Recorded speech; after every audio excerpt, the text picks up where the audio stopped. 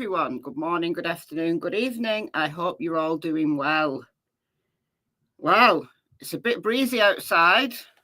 It's very windy. A bashed island, says Mike. Yeah, I think it's the wind is raging, actually. When I say it's breezy, I'm a little bit maybe underplaying it. But I'm here to do a live stream that I plan to do tomorrow. So I've got lots of time tomorrow. I've got absolutely nothing to do tomorrow. So I plan to do a long live stream going through everything about Ron Logan and contemplating the possibility that he might be the guy. But I've decided to do that today instead. My plan for a video today was put on hold. Because when I went out this morning and it was so windy, I thought I'm not going to go into the woods. So there's so many trees that aren't maybe doing so well that have got loose bits. And we've had quite a few fallen trees over the last few years in the woods. So I didn't fancy a tree falling on my head. I plan to go out in the woods today to do an experiment for this case involving my iPhone 6. And I charged it last night, ready to go out early this morning. Went out early this morning and thought, nah. So if the wind has dropped tomorrow, I'll do it tomorrow instead. So we've kind of switched things around a little bit. If the wind's still problematic tomorrow, I'll do it Sunday, because the woods aren't going anywhere and my iPhone 6 isn't going anywhere and this case definitely isn't going anywhere. So you are going to see that experiment and know what it's all about in due course. But anyway, we are here to talk about Ron Logan. Is Ron Logan the guy? Kenny. Everyone but Rick, even Cassie thinks he did it. What, Cassie, his wife? No, she doesn't. No, she absolutely doesn't. If you mean Cassie Shank, like the hero of Carroll County, well, yeah, she thinks he did it. Because she's like the little hero now. So I don't know what you're talking about there, Kenny, really. People are in denial and should be ashamed. You see, the thing is, Kenny, I'm not ashamed. Because what you might not know about me is that I come from the Richard Allen is guilty camp. That's where I come from. But as the evidence is stacked up against other people, and the evidence hasn't against Richard Allen, and there is way more evidence against other people than there is against Richard Allen, that in itself creates reasonable doubt. And because I don't live in an echo chamber, because I maintain an open mind with all the cases that I cover, I changed my opinion. I did a complete 180. And it took me a long time to do that. It did. It took me a long time. So maybe, Kenny, if you open your mind a little bit and actually looked at the evidence, you might end up being a little bit like me.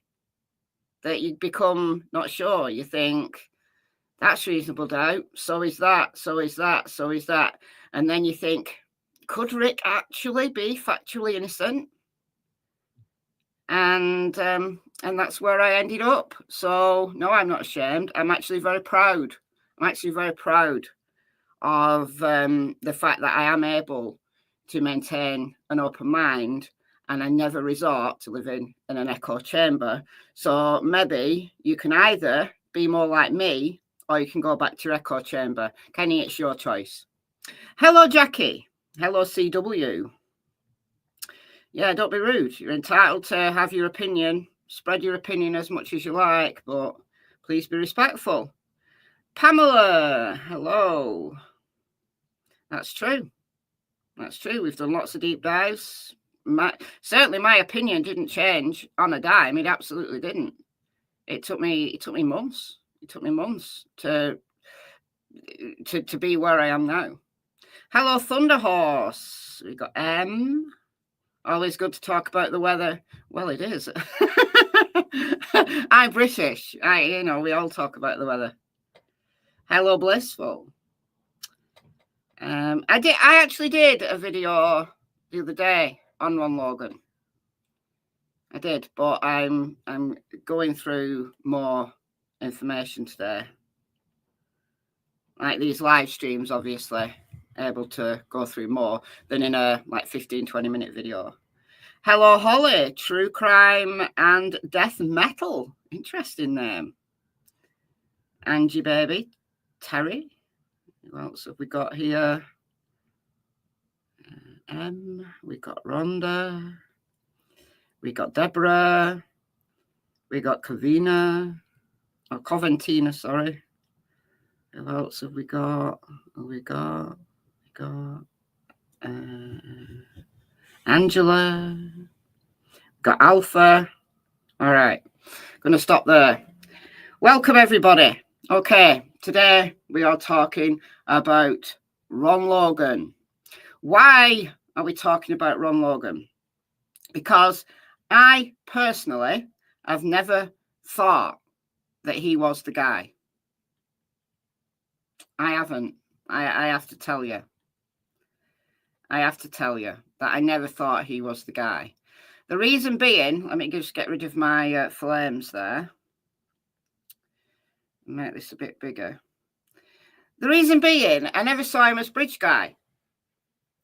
So, but yet, here we are. Here we are. And I was aware of one Jailhouse confession that Ron Logan had made to someone called James Hass. I was aware of that, but no one was aware of the Jailhouse confession that he did to someone called Reese Davis. So Michael Osbrook, who's done some work with Reese Davis, says his name is pronounced Reese. Some people are calling him Ricky. Some people are calling him Richie. I'm going to say Reese. Based on what how Michael Osbrook says it. So a few days ago, Richard Allen's defense team, I'm sure many of you, or probably all of you who are following the case are aware, they put out a motion to correct errors in the trial. It's kind of like the pre-appeal stage, if you will. It's not the appeal, as some people seem to think. This is like pre-appeal stage. So this is his original trial attorneys putting a motion in for either Rick Allen's charges to be vacated, which would mean that automatically he gets a new trial, or at the very least, for a hearing upon these issues that they've raised, some very important issues that have come up due to the trial. And one of them is a confession by Ron Logan to Reese Davis in May of 2017. So just 3 months after the murders. Ron Logan, as many of you may know, was the guy whose land Abby and Libby were found on. Now, a lot of people think that in itself makes him a suspect, and I've never prescribed to that, because if someone in the middle of the night came and murdered someone on my front lawn and I was fast asleep, I wouldn't want to myself to be considered a suspect just because something happens, when you're not there on your land, on your property, doesn't automatically make you a suspect. But anyway, Ron Logan, 77 years old at the time. So, quite an elderly chap, but very fit. Like, his land has got that big hill on it, and he walks the trails. He had farm animals. He had horses. So he was very fit, a very fit man for his age. But he was out on parole. At the time of the murders, he was out on parole. And he was concerned about going back to jail. He didn't want to go, well, to prison. He didn't want to go back to prison. So he was being careful. Or was he? Or was he? Anyhow. So this is the section in the motion to correct errors that has really set the cats amongst the pigeons, because no one, even those closest to Ron Logan, were not aware of this confession to Reese Davis. People were aware of the confession that he made towards James Hass, but not Reese Davis. This has been kept really, really quiet. But yet Reese Davis reported it on the on May 15th, 2017. He reported it. In June 2017, law enforcement official interviewed Reese Davis about Ron Logan's confession, but nothing else was done. Nothing else was done. The cops seemed to believe that Ron Logan had an alibi, but he didn't. He didn't have an alibi, because the alibi admitted he lied. And we know this because there is a search warrant that we're going to read today. There's a search warrant written by Nicole Robertson, who was an FBI agent, March 17th, 2017, just a month after the murders. The FBI were all over Ron Logan, all over him. All over him. And on March 17th, 2017, FBI agent Nicole Robertson wrote a search warrant for a complete search of his entire property, including his house, his vehicles, his outbuildings, all of it, relating to the Delphi murders. Nothing to do with his parole and the parole violation that ended up sending him back to prison for these murders. So he was the FBI's first suspect. But there seemed to be a big disagreement. We don't know what the nature of it is, or at least I don't know what the nature of it is. But the FBI was sent packing at some point during the almost 8 years of this investigation. The FBI was sent packing. You see, the FBI thought Ron Logan was the guy. Then there was people in the FBI, the Behavioral Analysis Unit, who thought that the murders were committed in some ritualistic manner. And that's where the investigation into the Odinists came from. Greg Ferenczi, who was an FBI agent, Todd Click and Kevin Murphy, they did their own investigation into the Odinists, which we talked about a hell of a lot on this channel. So the upshot is that the FBI had other suspects, and law enforcement, you know, the local law enforcement and the Indiana State Police didn't seem interested in the evidence that the FBI was racking up against other people. And you've got to ask your question. You've got to ask why. You've got to ask why. Geofencing does place Ron Logan at sea. And it's not just geofencing. We're going to do it all. We're going to do it all today. All right, we'll start here. We'll start here, though. The motion to correct errors. Dr. Core was the forensic pathologist who conducted the autopsies of Libby and Abby. His original opinion, held for years, about how Libby and Abby died was that two weapons were used, one with a serrated blade and the other a straight edge blade. For the first time at trial, having a eureka moment at his tool bench, Dr. Core opined that the girls could have been killed by a single box cutter rather than two different knives. Now, when that came out at trial, I didn't believe that the injuries caused to Libby's neck particularly couldn't have been made by a box cutter. The reason being Now, obviously, I'm not a forensic pathologist. I have seen one crime scene photo of Libby, not close up. And there are various different kinds of box cutters. Was Ron Logan a Mason as well? I believe he was, but don't quote me on that.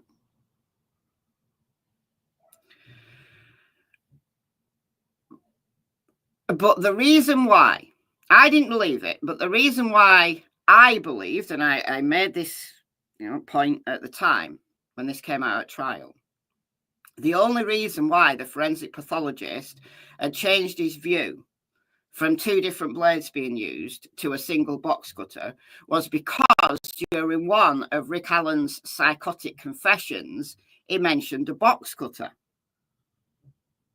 But he also mentioned a whole lot of other things as well, such as he shot the girls in the back.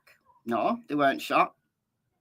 He buried them in a shallow grave. No, they weren't buried at all. He murdered his family. He murdered his grandchildren, his non-existent grandchildren, didn't have grandchildren. And then the confession containing the details about the van that only the killer would know.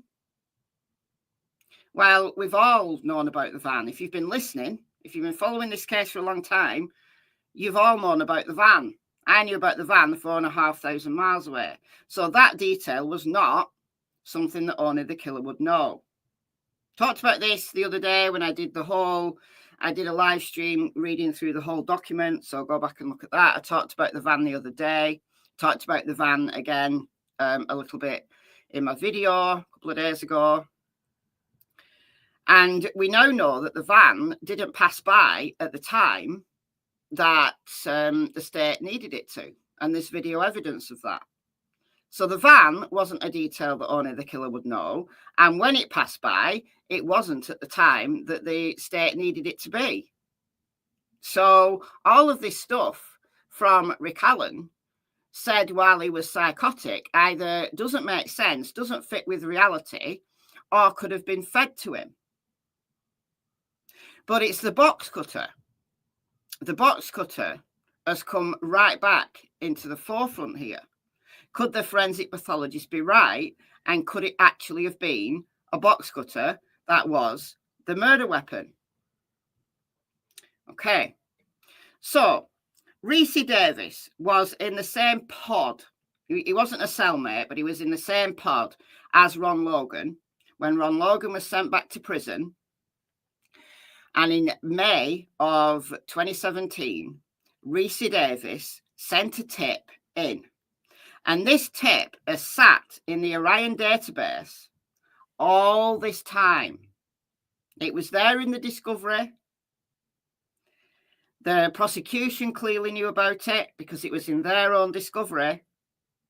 It sat there all this time. And this confession is so detailed, you have to take it seriously. You have to take it seriously. So according to Reese Davis, Logan confessed step by step of how he killed Abby and Libby. Logan told Reese how he burnt his clothes in a fire pit and where it was located. He used box cutters and struggled with one of the girls and thought drops of blood from his nose ended up on her clothes. So could that be why some of Libby's clothes were found in the creek?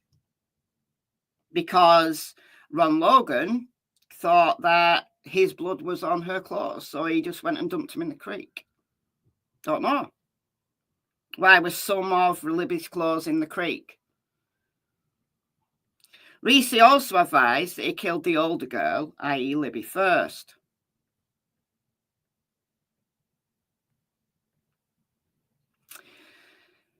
So these are the notes made by Hansard, P. Hansard, who was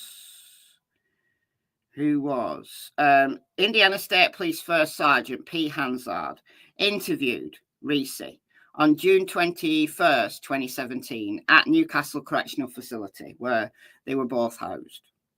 The handwritten notes of First Sergeant Hansard are attached here as evidence. Now, I can only read a few words of this, and the defence team also say that it's hard to decipher.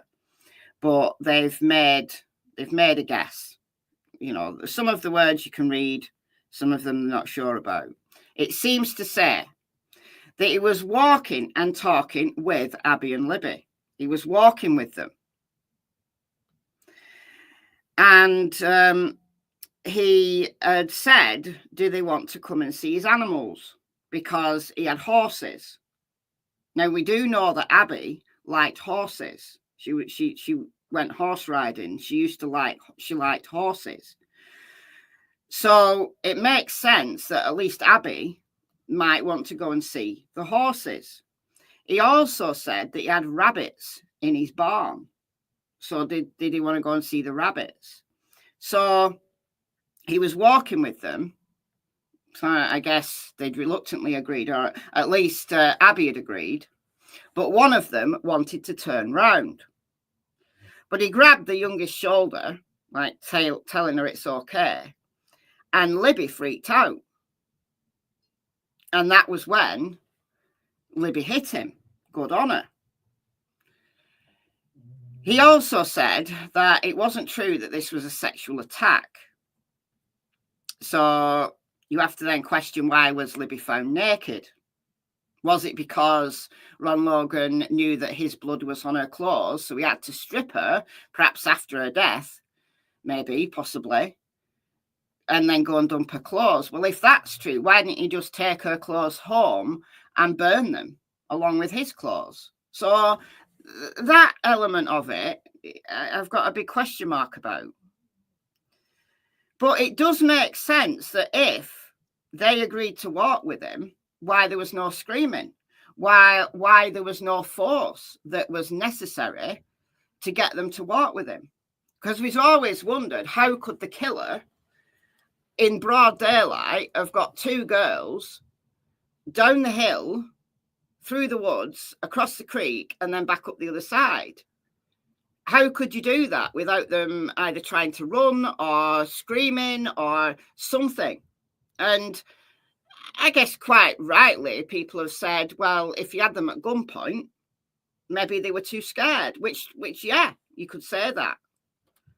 But perhaps there was no screaming and no need to cajole them because they'd agreed to go with him. And then the problem came when Libby wanted to turn back and she started to fight him. The eldest was paranoid and didn't want to go. So the youngest did, but the eldest didn't. And then when Ron Logan grabbed Abby's shoulder, that's when Libby freaked out. And she started to fight him, and he got hit on his nose. So she obviously smacked him in the nose. Good on her. And it must have busted his nose, and then he became paranoid and he panicked. He took out his box cutter. He must have had a box cutter in his pocket. Took out his box cutter, slashed Libby with it, but it hit an artery. Now, we do know he's got a temper, and we're going to see an interview with Ron Logan's ex-girlfriend as part of this live stream. So Libby is now dying because she's been hit, well, slashed in the throat with a box cutter. But we know that Libby's throat was slashed several times. So if he's hit an artery, what did he try and do? Finish her off? Like kill her quickly? He was a bad-tempered old fella, he was. And he was a drinker. So maybe he'd had some beers or something. He wasn't really thinking straight. So Libby dies right there. But then he says he took the little girl for a while, but never said where. When will Rick Allen be set free? Good question. Should be free now. They should let him out now. Like, I don't mean they should completely free him. I mean, they could let him out on bond while all of this is sorted out. They absolutely could do that. put him on an ankle monitor. They could absolutely do that. There is no reason why Rick Allen needs to be sitting in prison. Vacate his conviction doesn't mean to say he's let off scot-free. Vacate his conviction pending a new trial and let him out on bond while it's all being sorted. See, that seems to be the fairest thing to me. And Judge Gull is absolutely within her powers to do that. So if this is true, where did he take Abby? And then he killed her later.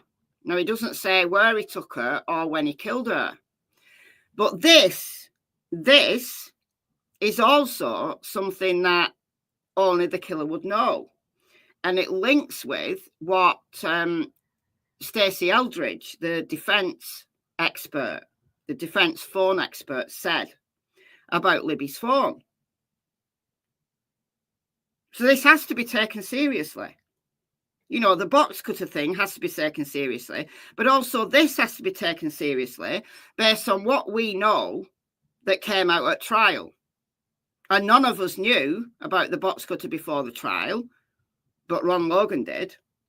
None of us knew about the phone seemingly coming back to life and having headphones plugged in for several hours before that. Well, we knew about that in one of the pre-trial hearings. But Ron Logan wouldn't have known that. And Reese Davis wouldn't have known that. So Ron Logan says he left and came back later in the evening, but the search was going on. So Libby is dead in the woods. Presumably her phone is left with her in the woods, which is why it didn't move after 2:32. But Ron Logan then came back later in the evening. Well, where was Abby? When did Abby die? Abby might have been alive well into the evening. Abby had to die because she knew what he'd done. So he had no choice but to kill her, which is perhaps why Abby was dressed and Abby was laid like she just looked like she was sleeping, and she didn't have the aggressive wounds that Libby did. She was murdered by her throat being cut, but it wasn't like a frenzy like Libby's appeared to be. So it does explain why the two girls look very different. Thank you, Kindness Cake, for the $9.99. Thank you so much. Oh, I'm very persistent. I'm like a terrier. I was a terrier in a previous life. I do like digging. So later on, he tried to move the eldest one, but he couldn't, probably. But Libby had been moved. She'd been moved from where she died to a location maybe about 20 feet further up, further along. So maybe he was trying to drag her, but she was too heavy, and he decided just to leave her. But when did Abby die? When did Abby die? And the thing about him coming back could explain why that phone didn't move, so it didn't take any steps, but the headphones were plugged in. Maybe he was listening to Libby's voicemails. Could he have drugged Abby before? Well, as we haven't seen the autopsy reports, we don't know whether Abby had any drugs in her system.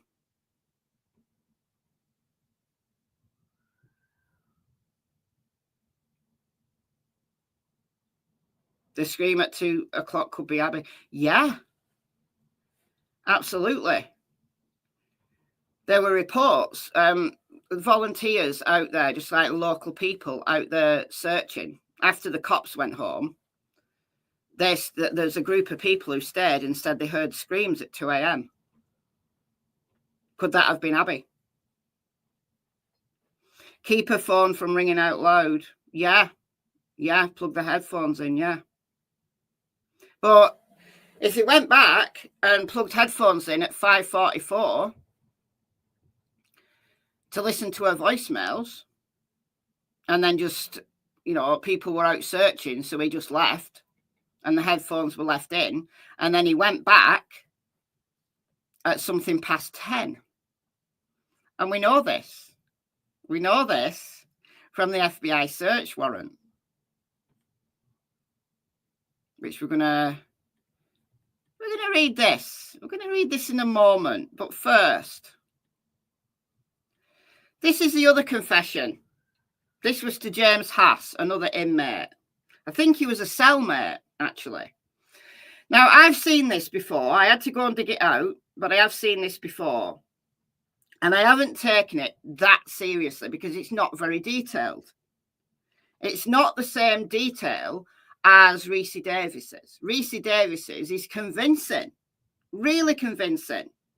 James Hass seems to be writing a letter because he believes that he's been charged with murder unfairly and he wants out. Now, that doesn't necessarily mean that James Hass is lying. I actually don't think he is. But I can see why his letter that he wrote wasn't taken seriously, because his whole first page, this is actually page 2, his whole first page was about him and his murder conviction. So they probably read that and thought, oh, this guy just wants out, and they didn't believe him. But Reese Davis, that tip sat in the Orion database. And guess what? Guess who cleared Ron Logan? Guess who cleared Ron Logan in the Orion database? I'll give you 3 guesses. Guess who cleared him? Clue, it wasn't a law enforcement official. Oh, it was Kathy Shank. She wrote on that tip that Ron Logan had been cleared. Unbelievable. Unbelievable. All right, so I can read most of this. I was in the Carroll County Jail with the man and he confessed everything. He told me things the public don't even know. You want me to say it okay? He told me. I caught him pleasuring himself by saying, Abby, oh, Abby, over and over. Disgusting. That's just gross. 2 days later, he said, I guess I need to kill a couple more girls. He told the guards, or I told the guards,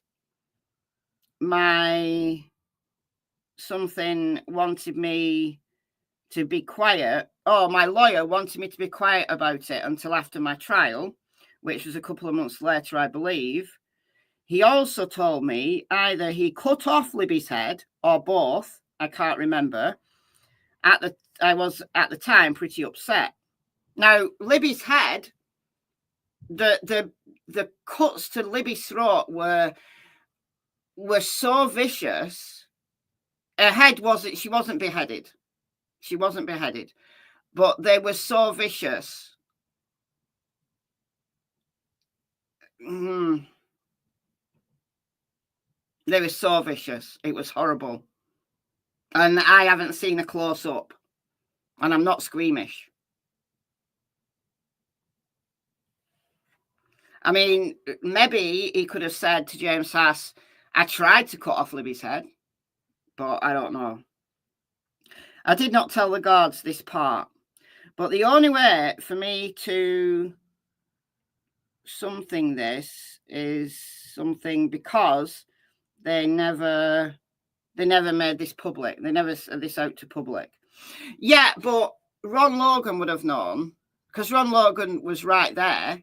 Ron Logan was, involving himself, doing interviews with the press, taking people across the bridge. To one reporter, he said down the hill, like a reporter asked him to say down the hill, and he did. He involved himself in the case somewhat obsessively, one might consider. And he would have known that the girls were cut in the throat, he would have known that, because like the searchers who found them would have known that. So he could have found that out. This is why I didn't take this that seriously at the time. All right, so then he said he was not worried, for his alibi was iron tight. Went to dump and buy fish. Another thing the public don't know. So so James Hass wouldn't have known that. James Hass wouldn't have known that. Ron Logan obviously told him. This is why I believe what James Hass is saying. I do believe him, but I can understand why it wasn't taken seriously. So how do I know? He told me.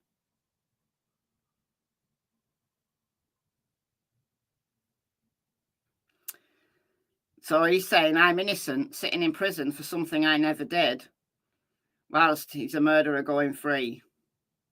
He lives in Delphi. He's 79 years old. His name is Mr. Logan.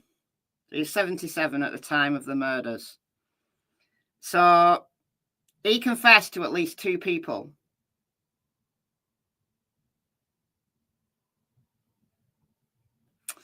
Let's read the search warrant. Let's read the search warrant. Because some of what this search warrant says coincides with what Ron Logan told Reese Davis. And it also coincides with the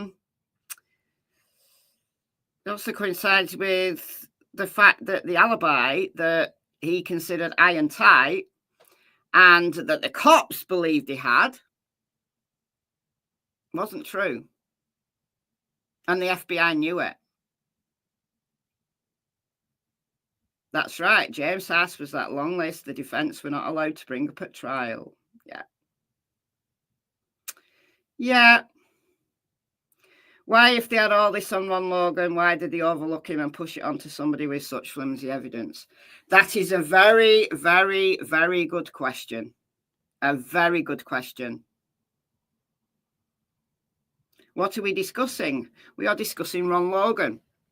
All right, so this is the search warrant written by Nicole Robertson, who was an FBI agent, special agent with the Federal Bureau of Investigation, been employed for 12 years at the FBI. And before that, she was a police officer for 6 years. And this was written on, or at least it was signed on March 17th, 2017, just a month after the murders. And this was the probable cause to search Ron Logan's entire property, including his house, his vehicles, his land, and his outbuildings. So on February 13th at approximately 1 p.m, we know that's later. Well, according to the Richard Allen's PCA, we know that's later. But we also know from Libby's phone data that it was later. Juvenile victims, hereafter known as LG and AW, were taken to the Mourne High Bridge Trail located in Delphi, Indiana. They were walking the trail in the area of County Road 300 North and 575 West near latitude. That's the latitude and longitude that I use as my pin on my map. You know, my map, my Google Earth map that has all the pins in. I use that latitude and longitude for the pin, but the crime scene was actually like several yards wide. But that's just saying that's why I use that pin. Approximately 2:13 p.m, which is the time of last contact with Abby and Libby by cellular device. The victims were to be picked up by a family member at 3 p.m, and the victims never met with the family member. So Derek German arrived at something like 3:15, something like that. Around 5:30, it was the last successful ping of the cellular phone by AT&T.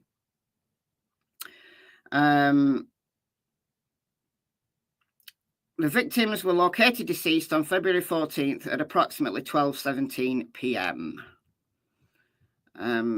Latitude and longitude of victims of murder in accordance with Indiana Code, blah, blah, blah, blah, blah. And you'll see that it has murder shit written on it in places, because it was the murder shit that actually leaked this in 2022, before Rick Allen's arrest. It was the months before Rick Allen's arrest. They got their hands on this and then leaked it to the public. So that's why we have this. A suspect has been developed, a white male wearing a blue jacket with a heavy physical build, wearing a cap and blue jeans. The development of this suspect was made by a 43-second video taken on Libby's phone, where the suspect follows the victims as they are walking on the Mourne and Highbridge Trail. Near the end of the video, the suspect speaks to the victims, saying down the hill. It sounds as though he's directing the victims to leave the trail as they were on and enter the wooded area below.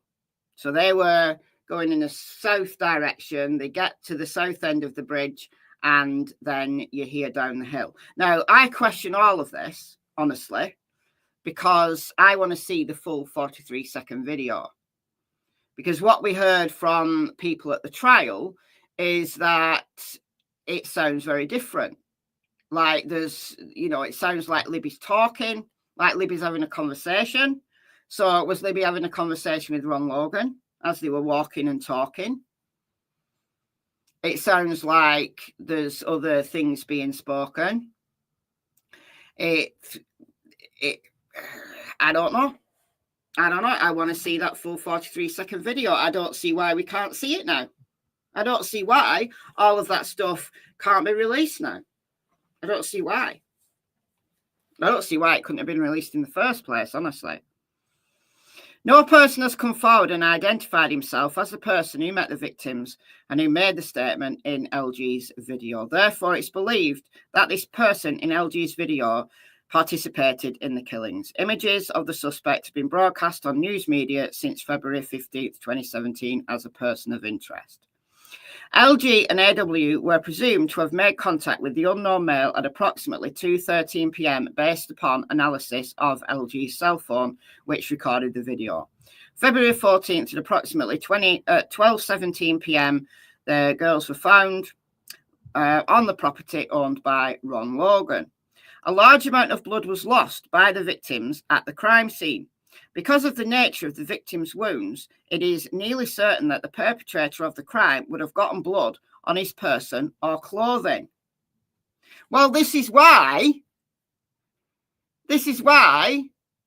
nobody was seen with blood on them. Because what Sarah Carbo said about seeing a muddy and bloody man on County Road North at 3:57, we know she was a liar.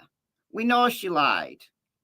There's no way anybody who just committed a double murder who had blood all over them, unless they were completely and totally and utterly insane, would have walked along a public road. Come on now. That was insane. That's insane. But Ron Logan just lived a few hundred yards away.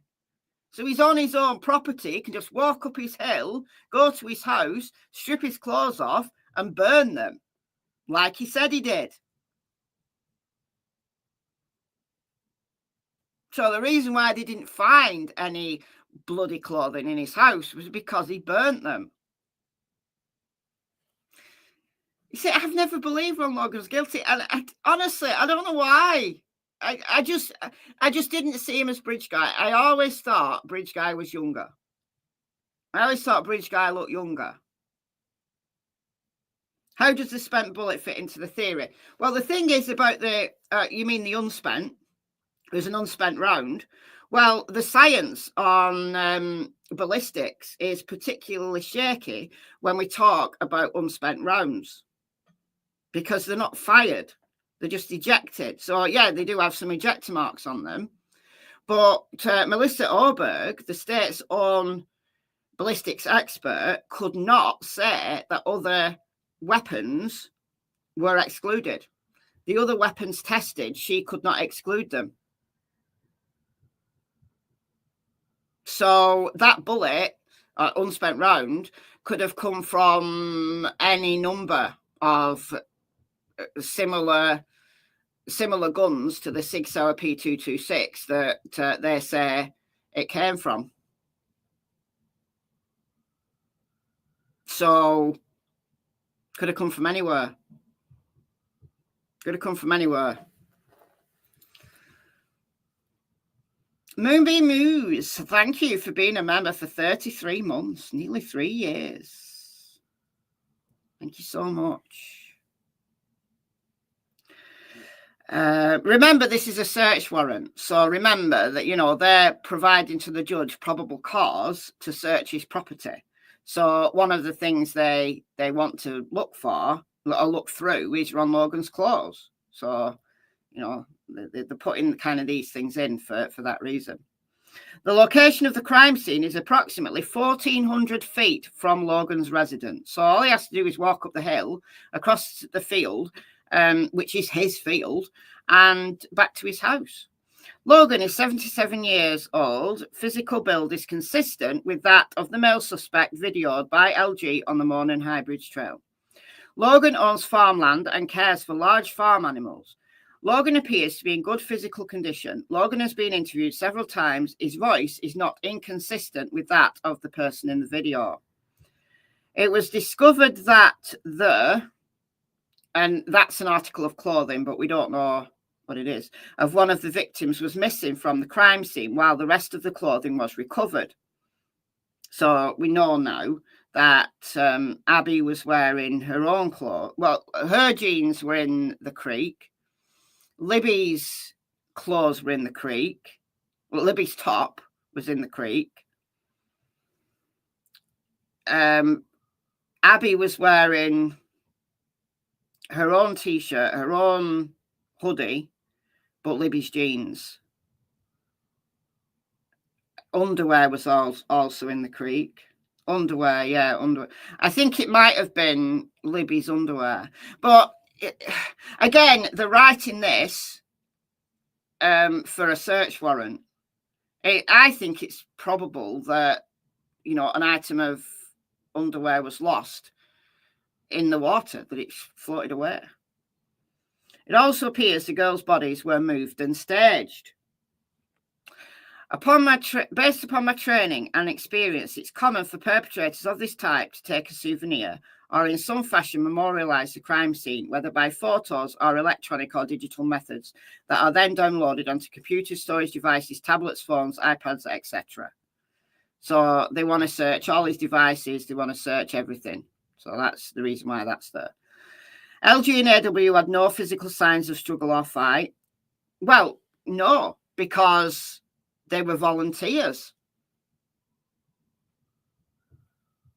They were volunteers. They voluntarily agreed to go with him. According to his confession, they agreed to go with him. And it was only when Libby got paranoid that a struggle ensued. She hit him in the nose.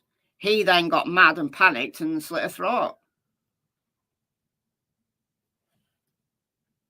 During the processes of the crime scene, investigators located unknown fibres and unidentified hairs, which may later be used for comparison of similar fibres or hairs. Now, we know that there was a lot of hairs at the crime scene. Some of them weren't tested. We know that there was DNA at the scene that wasn't tested.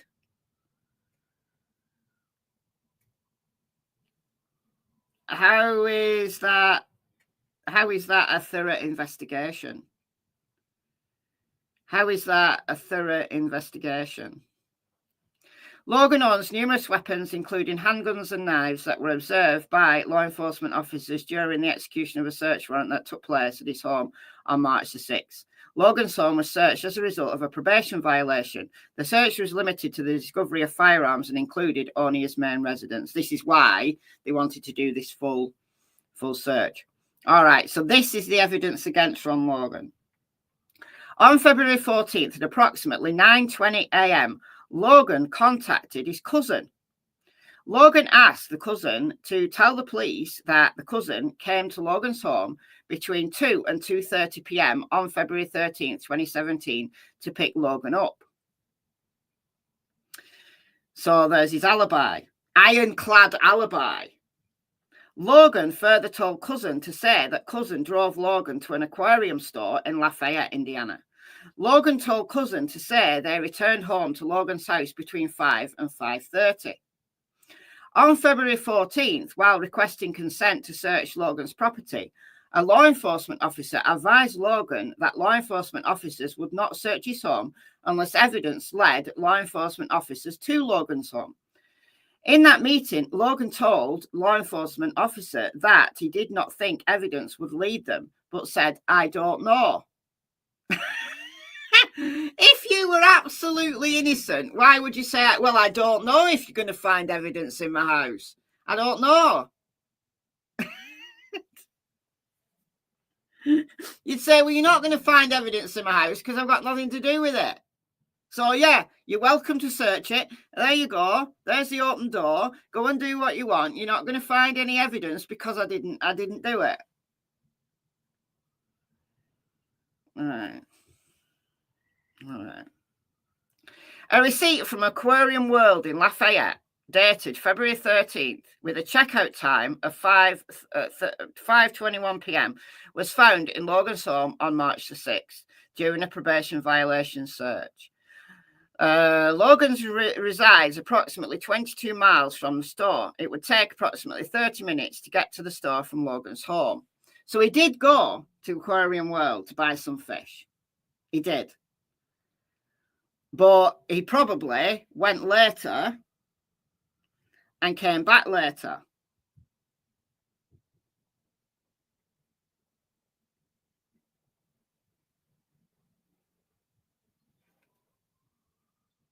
So if he got, let's say he got back from Aquarium World, went straight to the crime scene to listen to her messages. 5:44. You see, the 5:44 then doesn't match, does it? Because if the checkout time's 5:21 and he's half an hour away, unless he like really hammered it and went, sped all the way home, how was he there to put headphones in at 5:44? He'd have to have really floored it. Wasn't the receipt 5:15? Well, it says 5:21 here. Checkout time of 5:21.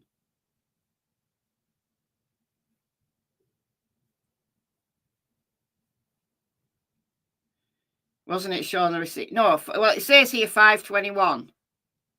So, I mean, this might be a mistake. This might be a typo. It might be 5 o'clock. It might be, but it says 5:21. So we have to go off the evidence we've got in front of us.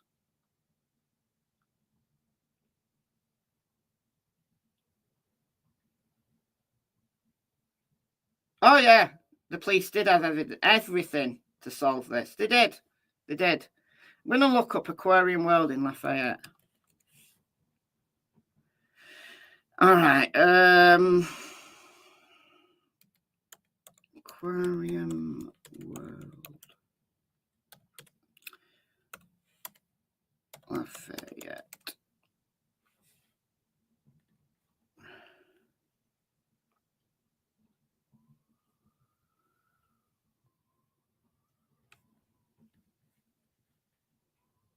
Okay, so this is Aquarium World in Lafayette.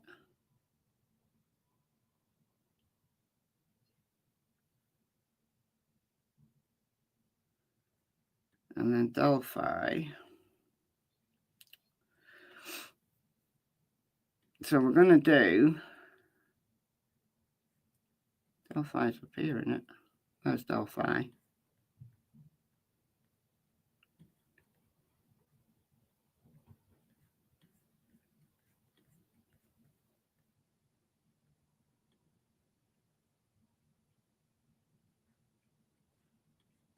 There's the Morning High Bridge. Morning High Bridge is here. All right, so Ron Logan's house. We're going to do it there. Is that his house or is that his house? But anyway, we'll do it to there. And we're going to do that. 28 minutes. 28 minutes. So you'd have to really floor it. You'd have to really, really floor it to get home.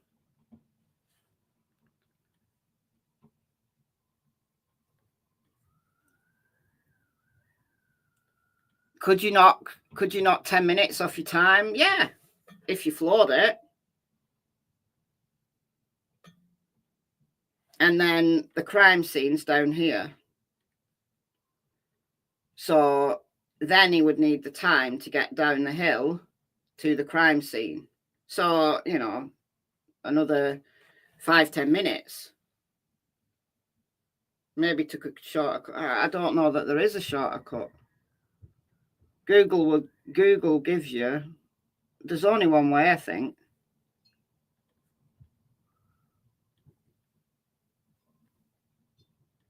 Well, there's two routes. But that 28 minutes, 21 and a half miles. That's the shortest route. So you can't go any other way. You'd have to floor it. So that's inconsistent. That's inconsistent with the 5:44 putting in of the headphones. Unless he absolutely floored it home and then literally got out of his car and ran down the hill, which is possible.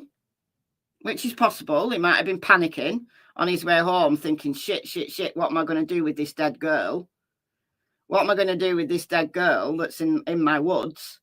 And he runs down to listen to her calls, and then realizes there's searchers there. It's possible, but it means either the 5:44 is maybe later, or someone else was there.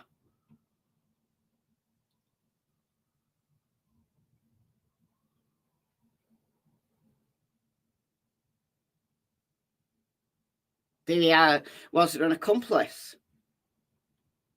And where was Abby? Was Abby being looked after by someone else? Was Abby in his house? Like to see the receipt. So would I. Could 521 be a typo? Yeah.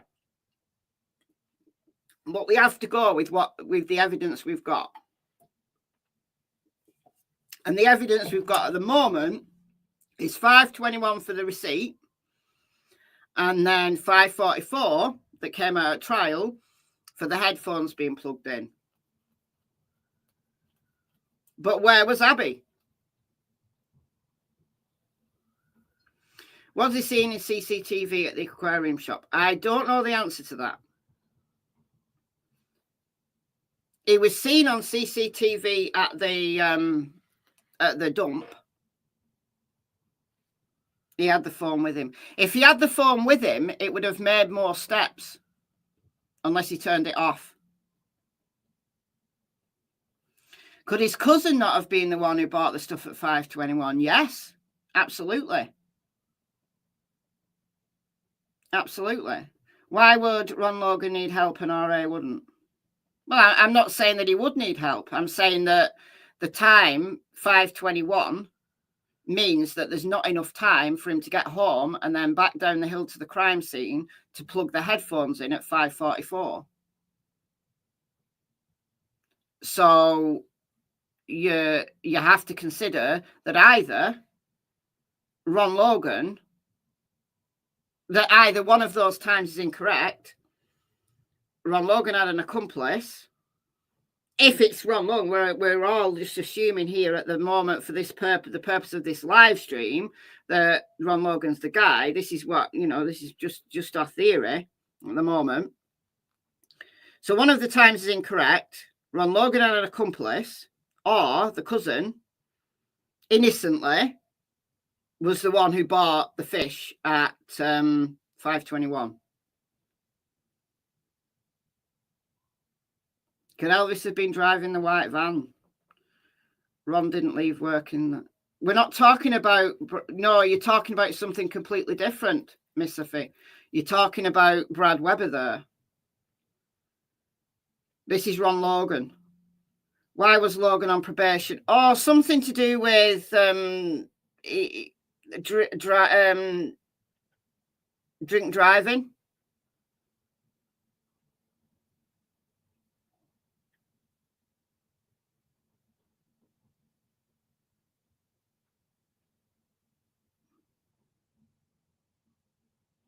Could have been creating his alibi. There you go. There you go. Thank you, Airwolf. Could have been creating his alibi. There you go. And maybe this is why the cops thought he's got an alibi. Libby could still have it. Exactly. Yeah, it was DUI. It was drinking, driving, and I don't know the details.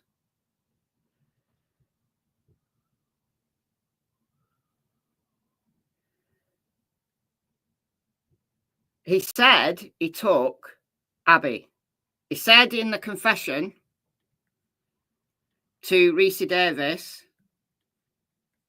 that he took Abby. Where is it? There. Took little girl with him for a while, never said where. So where did he take her? And then when did he kill her? Was it cash or car payment? Did they not say? No, they didn't say. At least Ron had knowledge of the crime minimum. Yes, I agree with that. 4 pit bulls. I absolutely agree with that. That there is some knowledge there. And I've always said that. I've always been under the impression that Ron Logan wasn't Bridge Guy. Ron Logan didn't kill them. However, I couldn't say that he didn't have knowledge of it. I've always wondered whether he had knowledge of it. Like knowledge that, you know, is beyond just hearing stuff. But now I'm really not sure. Now I'm really, really not sure. Anyway, let's go back to this search warrant here. So we've chalked up a problem. We've chalked up an issue. It's not unsolvable. It could well be that this was a way for Ron Logan to create an alibi. Because we also know that the cousin lied. Okay. So on March 6th, during an interview with law enforcement, Logan said he was picked up by the cousin around 3 p.m. and taken straight to the aquarium store in Lafayette. On March 6th interview with Logan, he said he was done at the aquarium store. He was driven straight home. These statements were found to be factually false and intentionally designed to deceive law enforcement. Thank you, Mandy, for being a member for 26 months. Ron Logan would have gotten a lift to create an alibi. All right. On March the 7th, cousin was interviewed by law enforcement. Cousin told law enforcement he was with Logan on Monday, February 13th, and that cousin drove Logan to the aquarium store in Lafayette. On March the 9th, cousin was interviewed by another law enforcement officer regarding the trip to the aquarium. Cousin told law enforcement that he lied when he was interviewed at Logan's request. Cousin explained that Logan had never asked cousin to lie for him in the past. Cousin knows that Logan had driven his vehicle while on probation and was prohibited from doing so. Cousin also said that Logan did not ask him to lie when Logan drove to the transfer station earlier in the day. So you could say, well, so the cousin has admitted that he lied. He told him to lie. But as the cousin told the full truth, didn't this land him back in prison? The probation violation did, because he wasn't meant to be driving. he wasn't meant to be driving. And then they found out that he was driving. So he breached his probation. So he had to go back to prison. He went to Carroll County Jail and he went to Newcastle. And also he wasn't allowed to have the weapons that he had. So he ended up doing prison time because they found weapons that he wasn't supposed to have. So there's a whole backstory to Ron Logan. But so the cousin admitted that he lied. So did the cousin lie that he didn't take Ron to the aquarium store? So that was the lie, that Ron got the cousin to lie, saying that he drove. But why would he get him to lie at that point during the time when the crimes alleged to have occurred, and not in the morning when Logan was at the dump?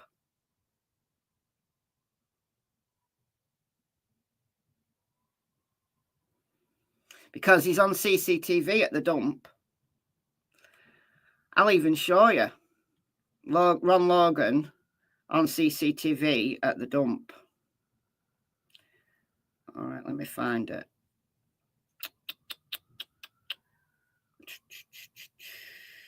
Here we go. Here we go. All right, so this is on the channel The Inquisitor True Crime from a year ago. So this is Ron Logan at the dump. So I'm not going to play all this, but you see him. You see him backing in. And then another camera catches him. This is him. So that's what he was wearing on the morning of February 13th. That's what he was wearing. And you can see that he's putting all this rubbish into that area, that dump area.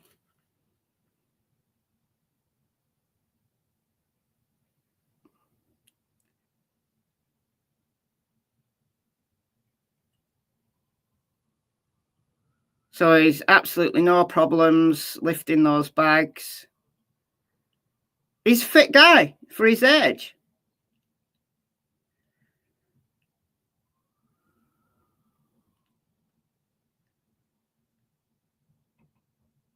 Anyway, so that's him at the dump.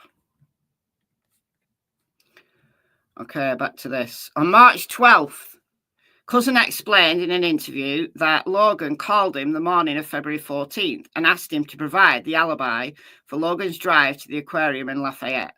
This phone call was made prior to law enforcement's discovery of Libby and Abby's bodies. Based on investigators' experience, it's reasonable to believe that the creation of an alibi prior to the discovery of a crime indicates culpability or knowledge of the crime. Cousin said he thought the photographs of the male that was released by the media was of the man on the bridge looked like Logan. Law enforcement officers learned that Logan had driven on February 13th to the transfer station in Delphi to drop off trash. Video from the transfer station shows Logan driving his white Ford pickup truck between 11:27 and 11:32. This video from the transfer station appears to be off by 26 minutes, putting Logan at the transfer station at approximately 11:53 to 11:58. So that's the video we've just seen. So he's there at the transfer station, dropping off his trash for a few minutes. 7 minutes, what? 5 minutes. So 5 minutes. And then he's going to be home quickly.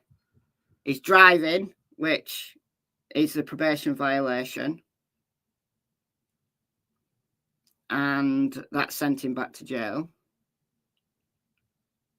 They found his weapons, so we got done for that. Logan did not ask cousin to provide an alibi for his drive to the transfer station. Logan only asked cousin to provide an alibi for the trip that would have occurred at the time of the apparent abduction of Libby and Abby. It's suspicious as F, this, isn't it? It's as suspicious as F. On March the 8th, I don't know whether that's somebody else, was interviewed by law enforcement. Oh, yeah. This is the ex-girlfriend. On March the 8th, ex-girlfriend was interviewed by law enforcement. Girlfriend met Logan about 7 or 8 years ago. Logan was in a personal relation. Girlfriend was in a personal relationship with Logan for a couple of months and would stay at his home on the weekends. Girlfriend left Logan after he became physically abusive. During her interview, girlfriend explained that Logan continued to stalk and harass her after their breakup. During their relationship, Logan had dragged her out of the car by her hair. She still fears Logan. She's not had contact with Logan in approximately 2 years. The girlfriend told interviewers that Logan had told her in the past that he could kill her and no one would find her body. During her March 8th interview, girlfriend said she knew Logan carried a gun everywhere he went. She knew that Logan would carry a gun in a fanny pack. She described Logan's fanny pack as one made out of a nicer material. During her interview, she told law enforcement she first saw the photograph of the man on the bridge. She thought the police were looking for Logan because she thought the photograph was Logan. She didn't initially realize that the photograph was that of the suspect. Let's listen to an ex-girlfriend. Now, I don't know whether this is the same ex-girlfriend, but this is the ex-girlfriend that has come out and spoken to the media. She did a long interview with, I don't know whether it was it 48 hours? Was it? I do remember seeing it. It was a whole program about it. It's the same woman. Okay. Well, last night she was on Banfield. 9 hours ago, she was on Banfield. Let's listen, shall we? This is what she said to Ashley Banfield. Connie Dillman joins me now live. Connie, thank you so much for joining me as a guest tonight. I want to go back to the comment that you made that as soon as you saw the video and heard about Bridge Guy, you knew it was Ron Logan. Tell me why. I know the way he walks. You know, I just had an intuition, you know, when I heard, you know, that they were murdered. It's just, you know, it'll go away no matter how long ago it was. You know, it's her that's breaking up. It's not your audio and it's not my audio. She was breaking up throughout this entire interview, which is a little bit annoying, but we'll get through it. That's a cute little dog. It's such a cute little dog. But anyway, yeah, I'm just pointing out that it is breaking up. Not you, not me. It's her. I had a very volatile relationship with him. It was hard to get away from him. You know, he talked to me and you know, he was very aggressive and abusive and manipulative, and you know, it's not something I really want to relive, but I just know his nature. I know his property. You know, it's just I'm just going with my gut feelings. Just the kind of person he is. You know, he manipulated a lot of people. He manipulated my family, and it was hard to get away from him, and just it's really hard. Can I ask you, did he ever have any interest in young girls? Did he show any predilection towards young girls when you were his girlfriend? Yes. He sold a horse to a girl that didn't live too far from there, and she was 13 actually. And he was touchy with her, and she'd bring her horse, ride her horse over and stuff. And I just thought that was inappropriate. But I think I know we got in fights over that. You know, it's like, oh, I ain't hurting nothing. I'm just trying to help her out. And you know, I don't know. It just didn't feel right with me. And what about telling the police about all of this? Like when you saw the video, heard about Bridge Guy, got that sinking feeling that Bridge Guy was your ex-boyfriend, Ron Logan, did you tell the police? I did. I called in. I called in 3 or 4 times, actually. I called in before I even seen the picture that's showing right now. And I know the way he walks, and I know he's built, and to me, that look exactly like him. I mean, even when I seen the voice, you know, it sounded just like him. What was the reaction from the police? How did they receive your information? Actually, when I called in the tip line, I didn't get a call back. So I reached out to our local sheriff's department, and actually, they came here. Look, guys, isn't that like the story of so many people who contacted the tip line? Like nothing happened. Oh, I believe her. I absolutely believe her. I know when she did that program that I'm going to have to dig out and find again and watch again, a lot of people said that she was lying, that she was just looking for her 15 minutes of fame. I believe her. I absolutely believe her. But it doesn't mean to say just because he was nasty and harassing and violent towards her that he murdered 2 little girls. I didn't know about the propensity of him to be touchy-feely towards little girls. That's scary. That's absolutely scary. Yeah, loads of tips called in. I don't know if it's 15 tips called in, somewhere anonymous.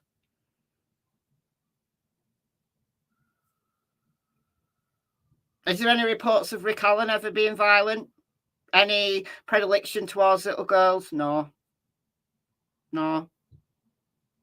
Not at all. Not at all. All right, let's watch to the end. They heard my story, and they were in touch with the Indiana State Police. The Indiana State Police asked them to bring me in if I didn't have a ride. I told them that I could take myself there, and I did. I met with them that very same day, and that was actually March 3rd. That was on a Friday, and then on March 6th is when they brought him in and questioned him, and actually before they even did probation violation, it was an obstruction of justice is what they had brought him in on, and it was because he was a felon and he had guns. So I think that's what you need to know that too. One other question for you. This inmate says that Ron Logan confessed to him while they were jailed together. You know Ron Logan before he died. Is he the kind of person that would have confessed something this terrible to a fellow inmate, both incarcerated together? I think, once you're off of alcohol, you dry out a little bit, you can get a guilty. He needed somebody to talk to. I think probably even broke from that, and maybe he trusted that guy. He wasn't going to be out of prison for quite a while. So, what did he have to lose? He's 7 years old. He was bragging. Even the scenes and stuff where he took news media too.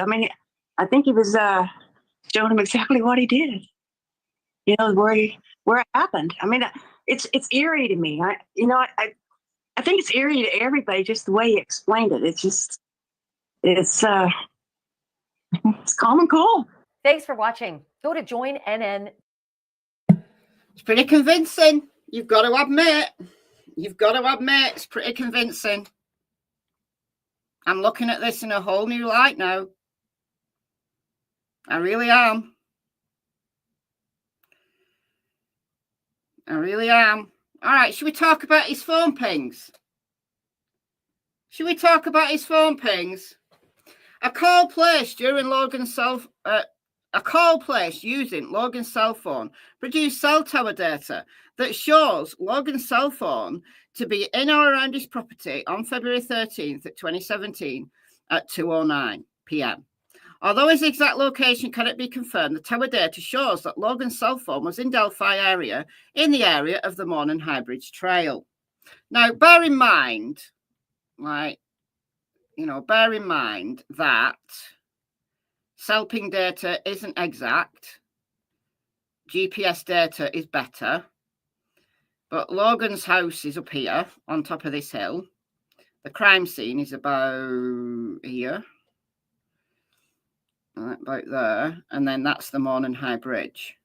So that's about, according to the FBI, 1,400 feet from the crime scene to his house. and then the bridge is here. All right. So if Ron Logan had been at his house at 2:09, could it have pinged him to the bridge? Yes, it absolutely could have. But it does show that he was at the vicinity of his property at 2:09. So he was there in Delphi at his property, not in Lafayette buying fish, not on the way to Lafayette buying fish. He was at his property at 2:09, the very same time that Abby and Libby were walking across the bridge. So could the phone ping actually have been at the bridge at 2:09? Yes, absolutely it could have. Absolutely it could have. Okay. Now, here's the thing. An analysis of Logan's cell phone data revealed a text message sent from his phone at 7:56 p.m. on February 13th. The initial exam of this analysis indicates Logan's phone was likely outside of his residence and in the proximity of where Libby and Abby's bodies were located at 7:56. He told Reese Davis that he went back to the crime scene later. We don't know what time, but the search was going on when he went back. I'll say again, when was Abby killed? When was Abby killed? He could have kept Abby for hours. He could have kept Abby in his house, in a barn, somewhere for hours.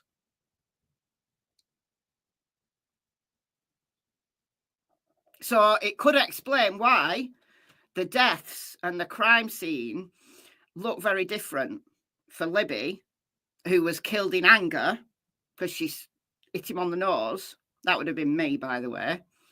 As opposed to Abby, who had to die because she knew that he was a murderer. He had to kill her. Even if he didn't want to, he had to kill her. But she's laid out with respect. She's laid out like she's sleeping.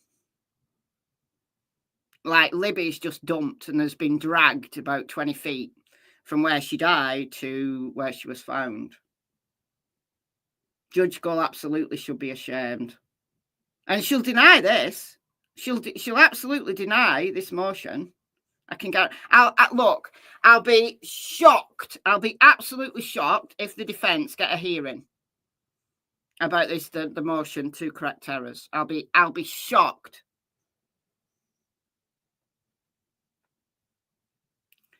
There's more. An analysis of Logan's cell phone reveals a text message by his phone at 10:16 p.m. Initial exam of this analysis reveals Logan's phone is likely outside of his residence and in the proximity of where Abby and Libby's bodies were located.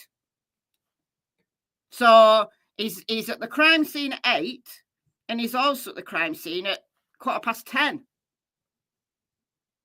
When was the headphones judged to have been taken out of Libby's phone? 10:32.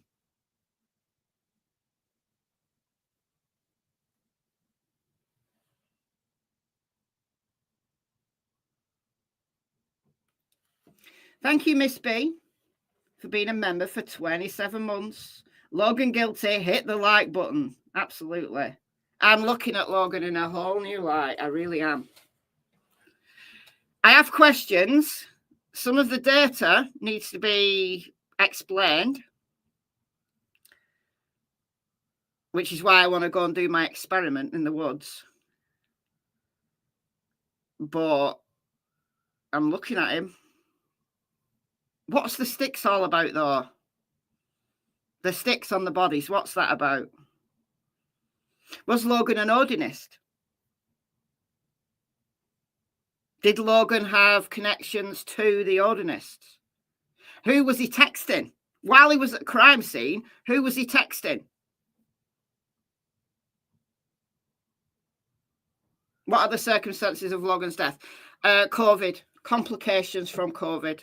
So natural causes. COVID got him. COVID got Peter Sutcliffe, the Yorkshire Ripper, as well, by the way. Did Elvis come to help? You see, we don't know the connections. We don't know the connections between Logan and the other people who've been, you know, implicated.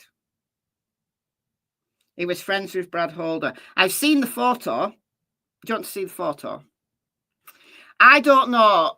I put this in my Facebook group the other day. I saw it on another group. And I'm not sure. So I put it in my Facebook group. And most people said that they think that this guy here is Ron Logan. So this is some kind of Mason meeting. So there's Brad Holder. And then this guy. Who's this guy? Is that Ron Logan?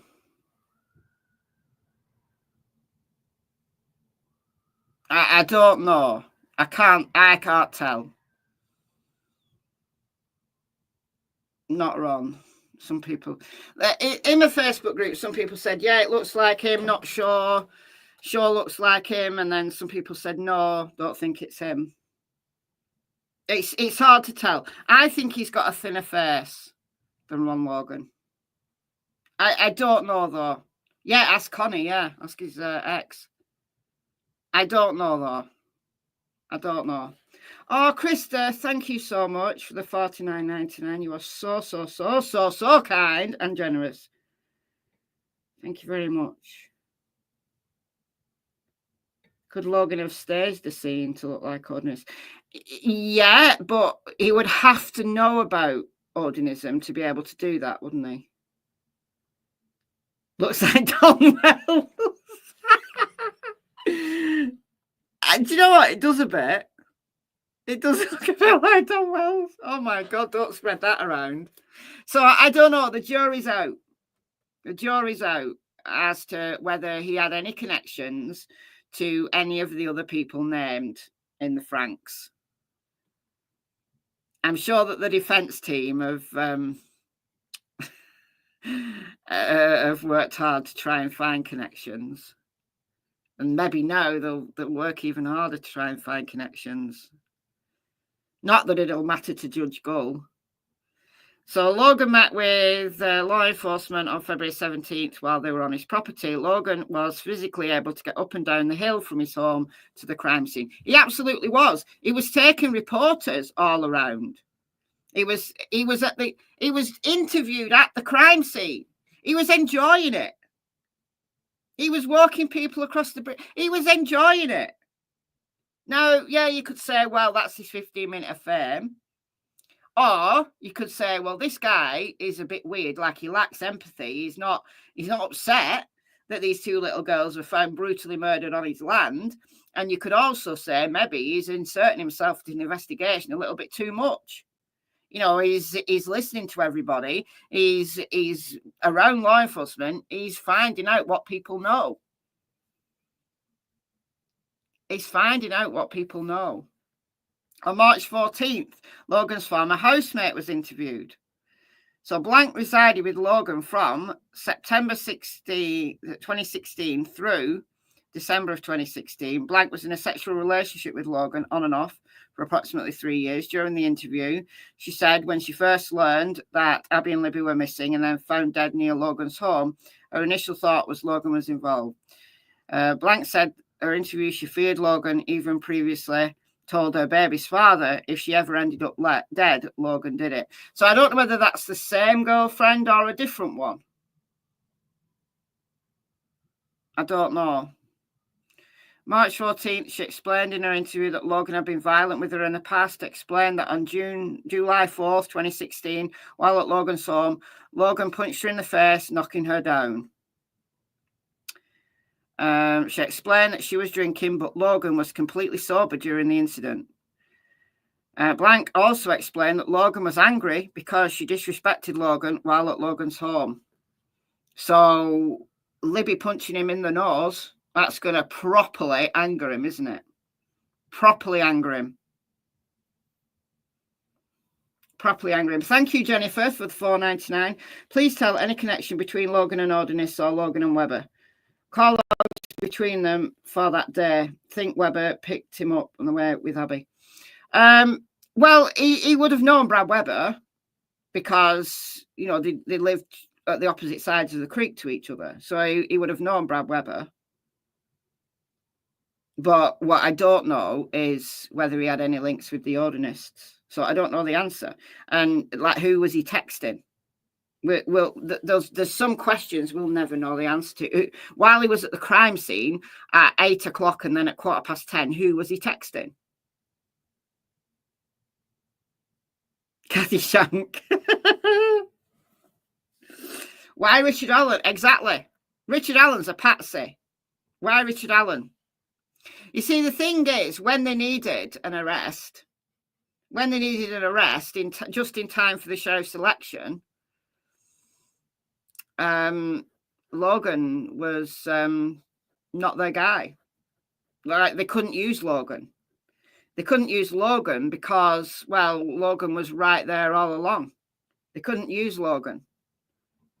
Like, they can't use the dead guy. It doesn't give you that show trial. It doesn't give you that wow moment. It doesn't give you that boost in popularity. Thank you, Pamela, for the $4.99. You can see the crime scene right out of Webber's window. Oh, yeah, you can. Yeah, because Webber's house is high. Like, it's a valley. So Webber's house is like on the top of the valley. So you can look down and you can see the crime scene from Webber's house. If you were, you know, I don't know that you can see Webber's house from the crime scene, though.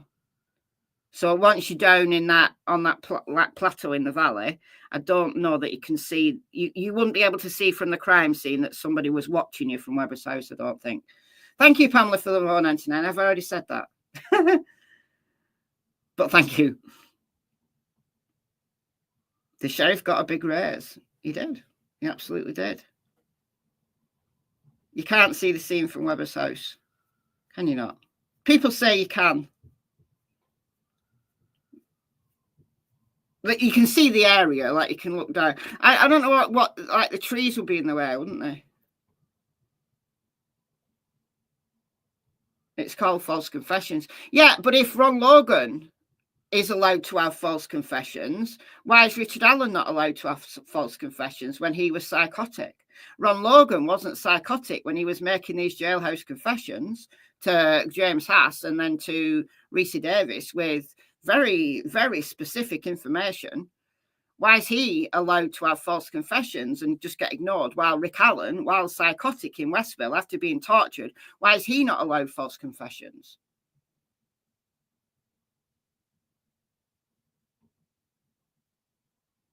You know, but he's not the only person to have confessed. Elvis Fields confessed to his sister. Kegan Kline, people are mentioning KK in the chat there. Kegan Kline confessed, but he didn't put himself there. He put his dad there. He put his dad there. Said his dad did it. He waited in a Jeep. Put his dad there. But Kegan, I don't believe a word Kegan Kline said because he's just a liar. But then again, you've got the Anthony Shots connection. So how does that fit in? It's crazy. It's crazy. February 13th, Libby's family began searching the area of the trail where Libby and Abby were initially dropped off shortly after 3 p.m. So I think Derek German got there about 3:15-ish.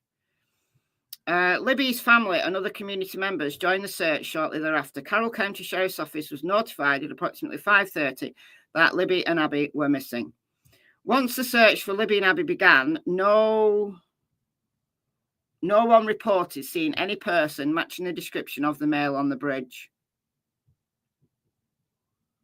Oh, but then we get Betsy Blair and we get Sarah Carbo, we get the 3 girls.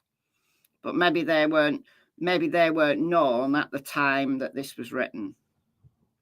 The FBI established a database for the... Actually, they did know.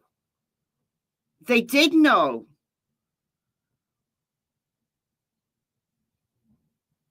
They did know by March.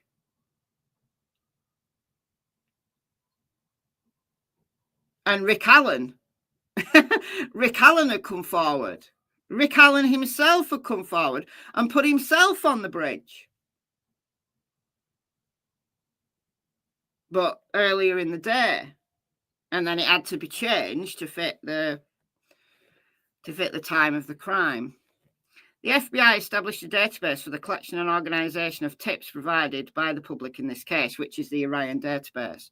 The search of the database revealed 15 tips in which citizens, both known and anonymous, attributed the crime to Logan for various reasons. Based on the above-mentioned facts, Logan was in the area at the time the crime occurred and that he provided false information about his activities during the crime to law enforcement, as a prior propensity for violence, employed others to assist in deceiving law enforcement, and plotted an alibi for a crime that had not yet been discovered. And then, 2 months after this was written, in May, he confesses while in prison to Reese Davis about details that we didn't know, the public didn't know, no one knew until the trial of Richard Allen. Make it make sense. Thank you, Akira, for the $5 Canadian. When Ron confessed to Reese, was it known to the public how the girls were unalived? No. However, people who had been in the search parties, people who were actually there on scene when the girls were found, had been reporting to social media that they'd had neck wounds, really serious neck wounds. So it was kind of known by people that there was a knife involved.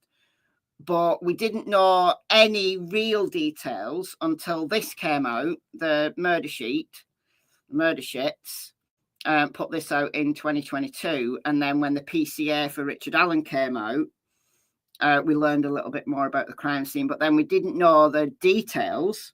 We didn't know any detail, like really big details we didn't know until the Franks memo came out in September of 2023. So I think Ron Logan would have heard, because he was right there, he would have heard from search parties that the girls were found with their throats slit. However, the box cutter is something that nobody knew. Absolutely, you wouldn't say that you killed somebody with a box cutter, would you? Unless you'd killed somebody with a box cutter, or you'd had it put in your head that a box cutter was used. If you were psychotic and you had it put in your head, then you might say it. But Ron Logan saying, like, the details that Ron Logan told Reese Davis are uncanny to some of the things we know now. They didn't, like, at the time, to Reese Davis, it sounded convincing enough that he called in a tip. Like, an inmate called in a tip. And he was subsequently interviewed about it. But yet nothing was done. And that was there in the discovery, but nothing was done. Nothing was said. And the state made it so that the defense at Richard Allen's trial couldn't mention Ron Logan. I thought, why? Like, why have they included Ron Logan? Because the defense hadn't talked about Ron Logan. The defense hadn't implicated Ron Logan. So why do the state want to shut the defense up about Ron Logan? Well, I think now, benefit of hindsight, I think now that they knew that this tip existed, they were scared of the defense finding it and bringing it up at the trial. Because they had that box cutter thing in their back pocket. So it's all starting to make sense to me. Let's play this. So a reporter who has had a lot of contact with Ron Logan over the years was Barbara MacDonald. Barbara MacDonald works for Court TV. And she's always had Ron Logan in her sight. She's always considered Ron Logan to be a suspect. Now, so a couple of days ago, Vinnie Politan, Court TV, So there you go. Interviewed Barbara MacDonald in relation to this new revelation. Sylvia, member for 33 months. Thank you so much. Could he have tried to imitate the Odinist? He could have done, but he would have had to have known about Odinism. To be able to imitate it, he would have had to have known about it. And which is perfectly possible. It's just that we don't know. We don't know what he knew about Odinism. When was the bullet reported to the public? During the PCA. It was the PCA, Richard Allen's PCA, that brought up the bullet. RA didn't say box cutter, Waller did. Exactly. Exactly. So I think the state knew about this confession. They knew Reese Davis's confession was in the discovery. They knew that the defence was picking that discovery apart. They were scared of the defence bringing this up to ambush them at the trial, which is why they implanted the box cutter into the story to preempt that and saying that Rick Allen had said it. And also they made sure that the defence weren't allowed to bring up any third-party suspects at all, including Ron Logan. Thank you, Laura, for the $10. It's all starting to make sense. Where was Ron when the girls were found? Close by. Apparently, it says in this thing, says in this motion. Says in this motion.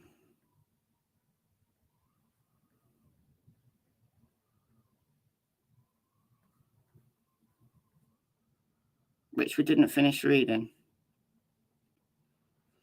Apparently, when apparently he left. But he wasn't part of the search parties.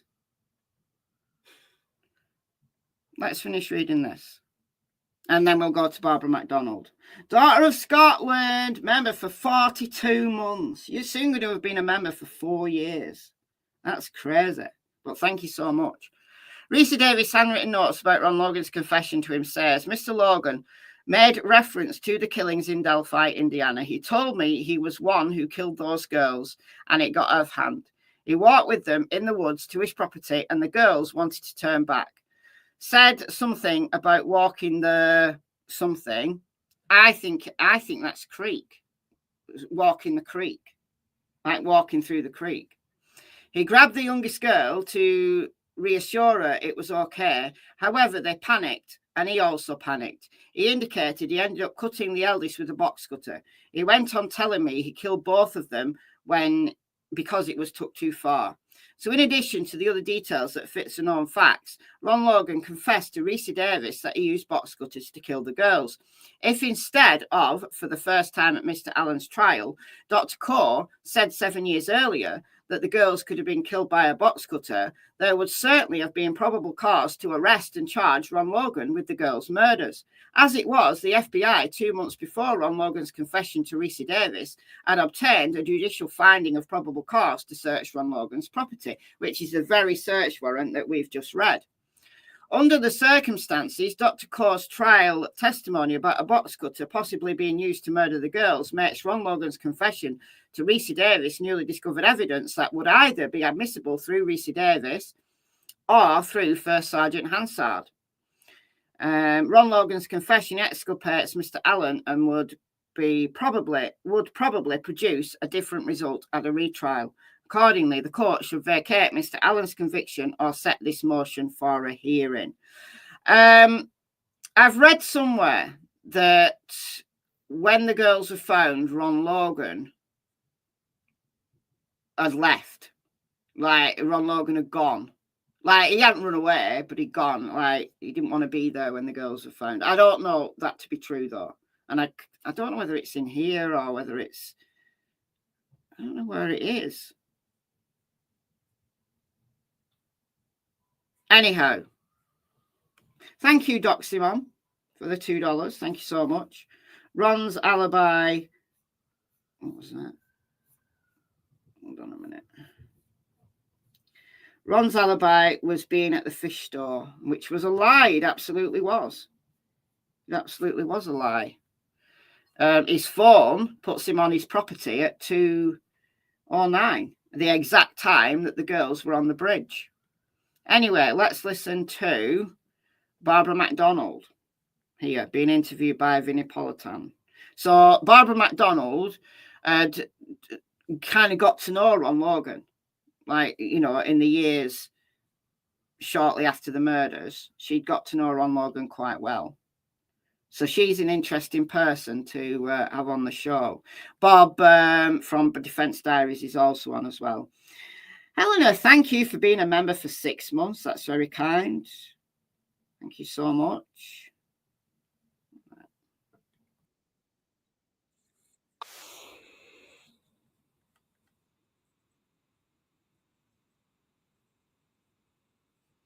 The audio's gone. The audio's gone. Hold on a minute. I've got to reshare.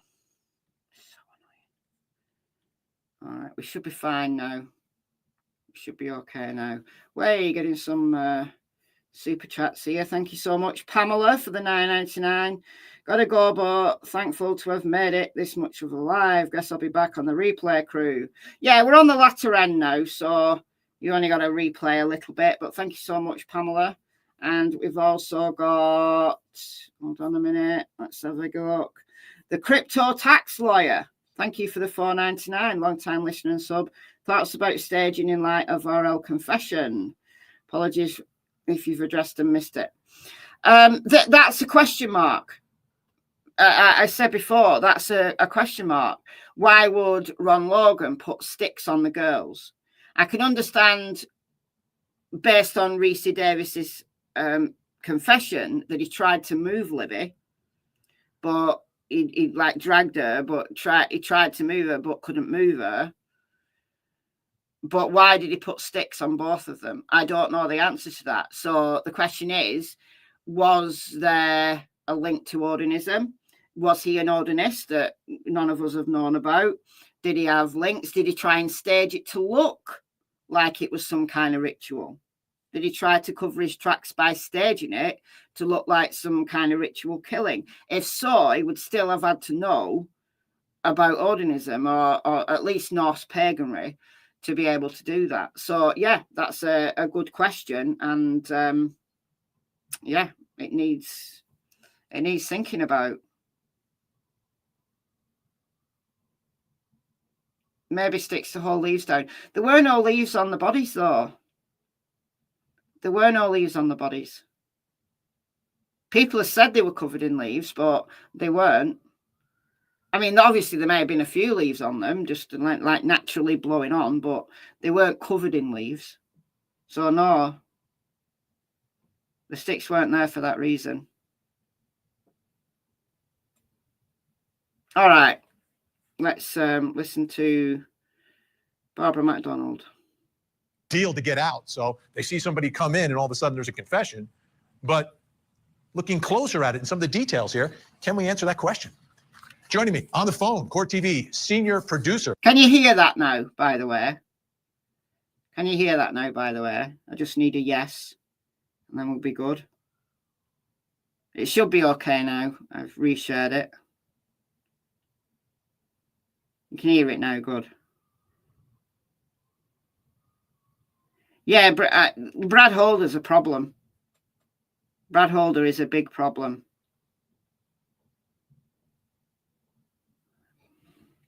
Barbara MacDonald, and he wrote a book on the Delphi murders called Forest for the Trees. Chris Todd is with us. Chris, great to see you. I'm so glad that Barbara's here as well. I'm going to go to Barbara first. Barbara, I know you spent a lot of time. So Chris Todd is also somebody who thought Ron Logan was the guy. He actually wrote a book that Ron Logan's the guy, and then they arrested Rick Allen. So, you know, he didn't get as much, maybe as much publicity as he would have liked.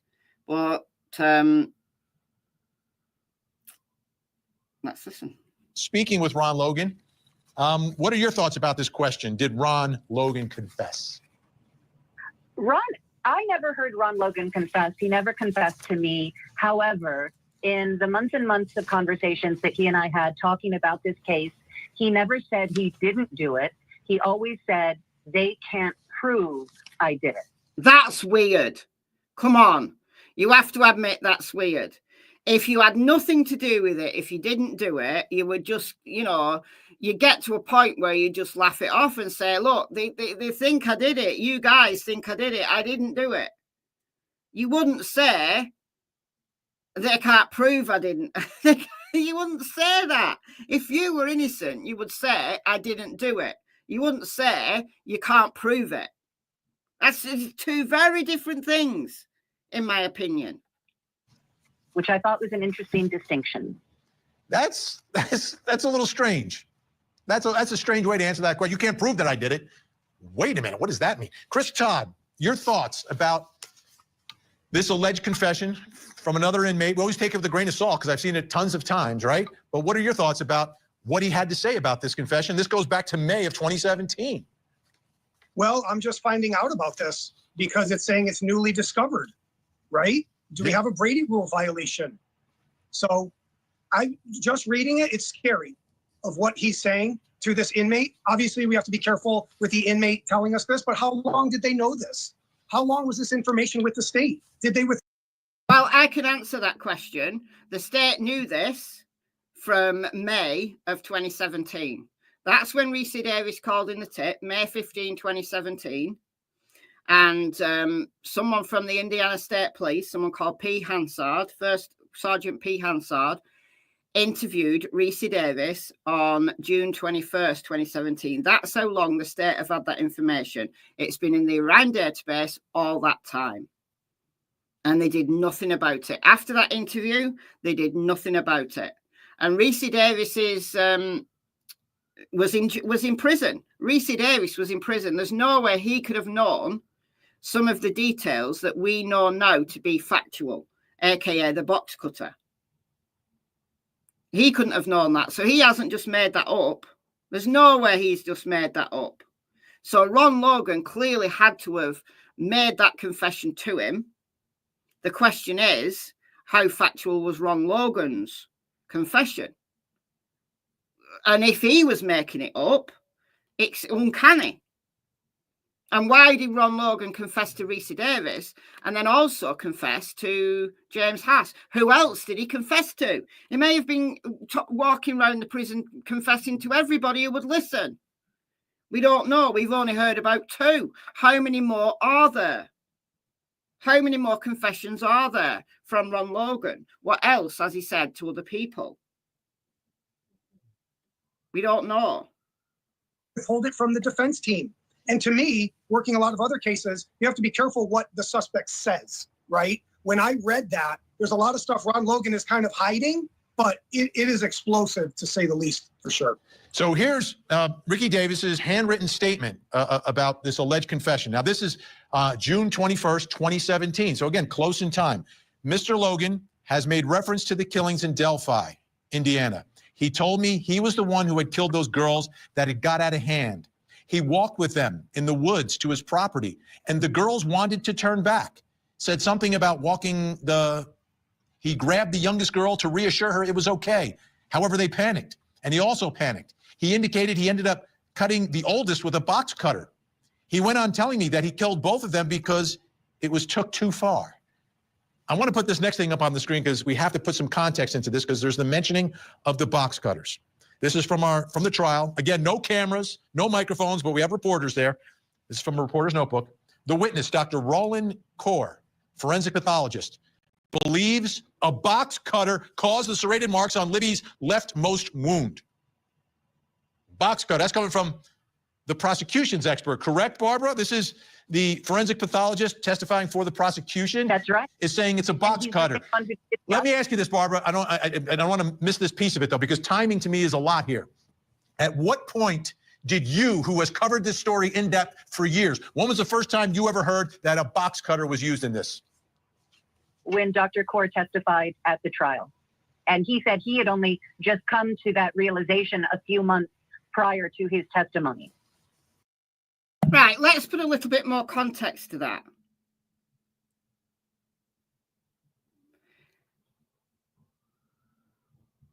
That was an ambush of the defense at the trial. They had deposed Dr. Kaur, the forensic pathologist, and he'd said to them, this obviously pre-trial in the depositions, he said to them that he believed 2 different blades were used. One with a serrated edge to cause the massive wounds on Libby's neck, but also a blade with a straight edge. So 2 different weapons would indicate 2 different people, wouldn't they? Like, why would you use one knife for one girl and then another knife for another girl? Why would you do that? You know, if you were a lone wolf killer, why would you have 2 different blades? It doesn't make sense. So that's what the defense were expecting to hear from the forensic pathologist at the trial. And then it was an ambush that he then said it was a box cutter. But there had been mention of a box cutter in the pre-trial hearings, because at one of the pre-trial hearings, and I can't remember which one, I'm going to have to go and dig all the pre-trial hearings out, that Rick Allen had confessed to using a box cutter that he got from CVS, and he threw that in a dumpster at the CVS. This is what was said. However, I believe, because Rick Allen was psychotic and Rick Allen was being influenced by Dr. Waller, I think that the forensic pathologist had talked to the state about a box cutter, so they put that in Rick Allen's head. So it looked like Rick Allen had knowledge that only the killer would know, which was then confirmed to the jury at the trial by the forensic pathologist. And why would the state get box cutter? Why would the state get box cutter? Well, if the forensic pathologist got this eureka moment that a box cutter was used, well, why did the state not then go back and consider the confession of Ron Logan? Or maybe, as I said before, it went like this. Maybe the state were aware of Reese Davis's tape, and they were scared of the defense bringing it up. So they spoke to Dr. Kaur to change his testimony to, instead of 2 blades, to a box cutter. And Rick Allen's confession of a box cutter fits with with that, but that was put in Rick Allen's head by Dr. Waller. And all of that was in case the defense brought up the box cutter and the confession by Ron Logan, which is supported by the fact that the state, in the motion in limine, where all the third-party suspects were excluded, that the defense weren't allowed to bring up the third-party suspects of all the Odinists, the defense weren't going after Ron Logan. So why did the state include Ron Logan in that motion in limine? You got to ask all these questions. Listen, all the jiggery pokery and the tomfoolery and the fuckery that's gone on in this case, anything's possible here. We've got to start thinking outside the box. But the question is, how did Ron Logan know about a box cutter in May 2017? How did he confess that to Reese Davis in May 2017?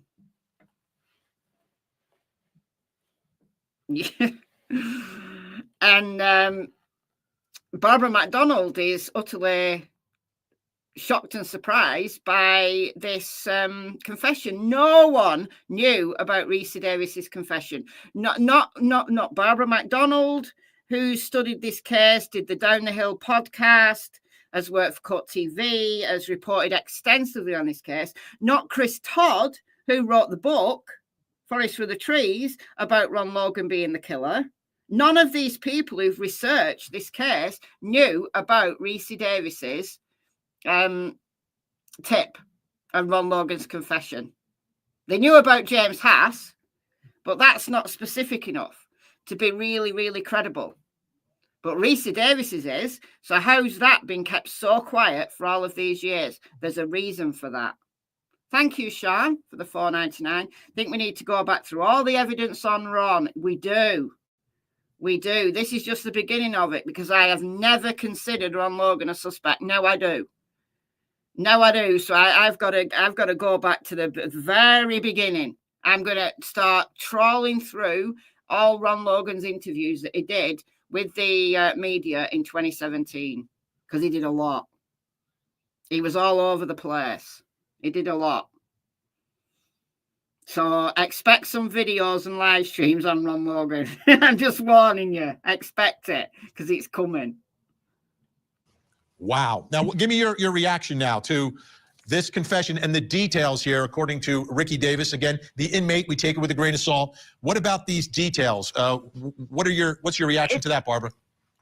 It's interesting. Ron was known to walk out on the trails and walk his property a lot.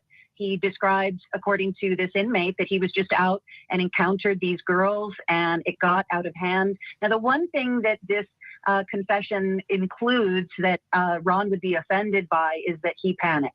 I don't think he would like anybody to think that he would ever panic, no matter what situation he was ever in. But he was a very complicated man. And in my months of talking to him about these murders, I never felt that he was for sure not the guy. He said things, and some of the things that he liked to talk about with regard to this case were unsettling for sure. And he was very focused on this case, even when he wasn't talking about it publicly. Well, and again, you could explain it that, hey, the victims are found on his property, right? There can be that explanation. I don't know. I still think it's kind of strange, though, Barbara. I think it's kind of strange when he says, he doesn't say I didn't do it. He says they can't prove it. Those are two different things. That's not guilty versus innocent. In our system, not guilty is you can't prove it. Innocent is I didn't do it. Right. And he said that repeatedly. Every time he was given the chance to deny that he killed the girls, he would say, they can't prove I did. Wow. All right, Chris, you were investigating this on the ground. When was the first time you heard about a box cutter being involved in the attack and murder of these two innocent girls? The box cutter stuff came out pretty recent. It was never talked about. There were thoughts that there were two knives, okay, because the girls had different types of neck wounds. One was a lot longer than the other, okay? And these Leo whistleblowers had told us that, okay? And that stuff I put in my book. I do want to say a couple quick things here. Sure. First of all, when Ron Logan's doing that, that's a form of an adopted admission, okay, that can be used in court, okay? Secondly, why are we talking about this now? When we had a video of Bridge Guy with audio tape of him, okay, Ron Logan's search warrant was leaked in 2022, where the FBI kept pointing at him repeatedly, okay? And now we're finding out that this confession was possibly hidden and not brought to the forefront. And I'll say this. It's not just about a confession. When you look at the Bridge Guy video, okay, where's Lois Gibson, who did the report with Robert Ives? They hid that for years, and she said it was Ron Logan on the bridge. Why did the prosecution and the defense not do any real analysis of height, weight, and gait, or use calculus and walk Richard down on the bridge? That person in the Bridge Guy video is not 5'4". And there's something else that really gives it away too. I won't say what it is right now. There's something that really gives it away. That Bridge Guy is Ron Logan. All right. We're not done with the story. We have to say goodnight to you right now, Chris. You left us with a cliffhanger, but we will cover this again, obviously. And he wrote the book about it. Barbara McDonald staying with us. Coming up next, was Ron Logan at the scene that night? All right. Was Ron Logan at the scene that night? Well, we already know he was, because we've read the search warrant. But let's listen to what Vinnie and his guests say about it. Let's listen to that. So there were studies done. The FBI did do analysis of Bridge Guy and got the height to about 5'10". The FBI did. And then that's all been brushed under the rug because local law enforcement and the Indiana State Police didn't want the FBI involved. So the FBI had to pack up the tools and go home.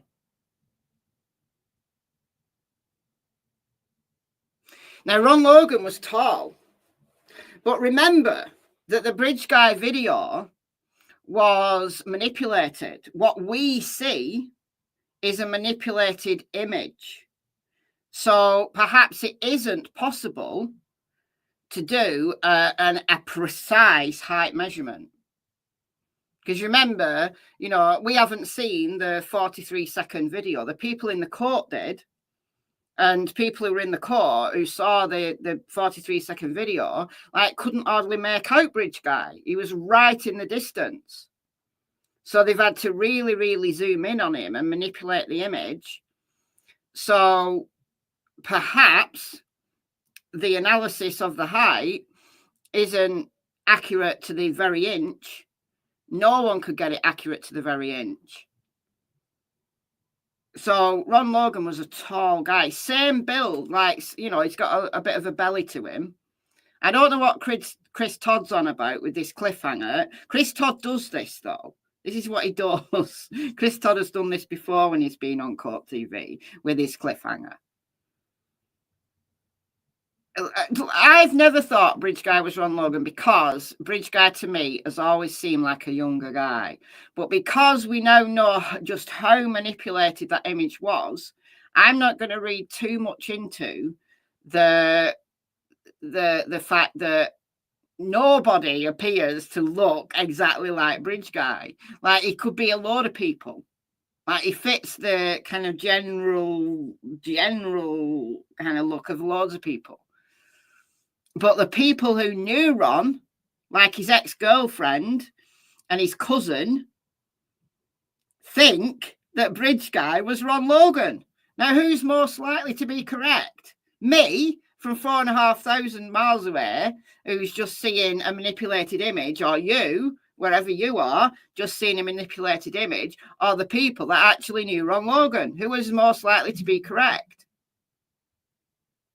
Anyway, let's listen to the next little segment here on Court TV. Who is all the other men? A Ponzi scheme and a deadly poisoning. A former pharmacist already convicted in a federal fraud case Now stands trial for the murder of her husband. The financial crime gives rise to motive. Did Natalie Cochran kill to cover up other crimes? We're not here to obtain convictions. We're here to obtain the truth. Now a jury will decide her fate, and Court TV will bring you every minute.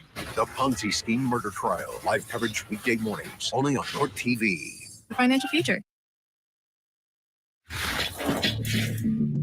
Now mean that all the other men are cleared. We use that word. Who is all the other men? The other men that were looked at during the course of the investigation, you always said we couldn't say that they're cleared. Can you now say they're cleared? I may not use that word cleared, but what I can tell you is we don't have any other evidence that ties them to the offense at this time. So they're not cleared.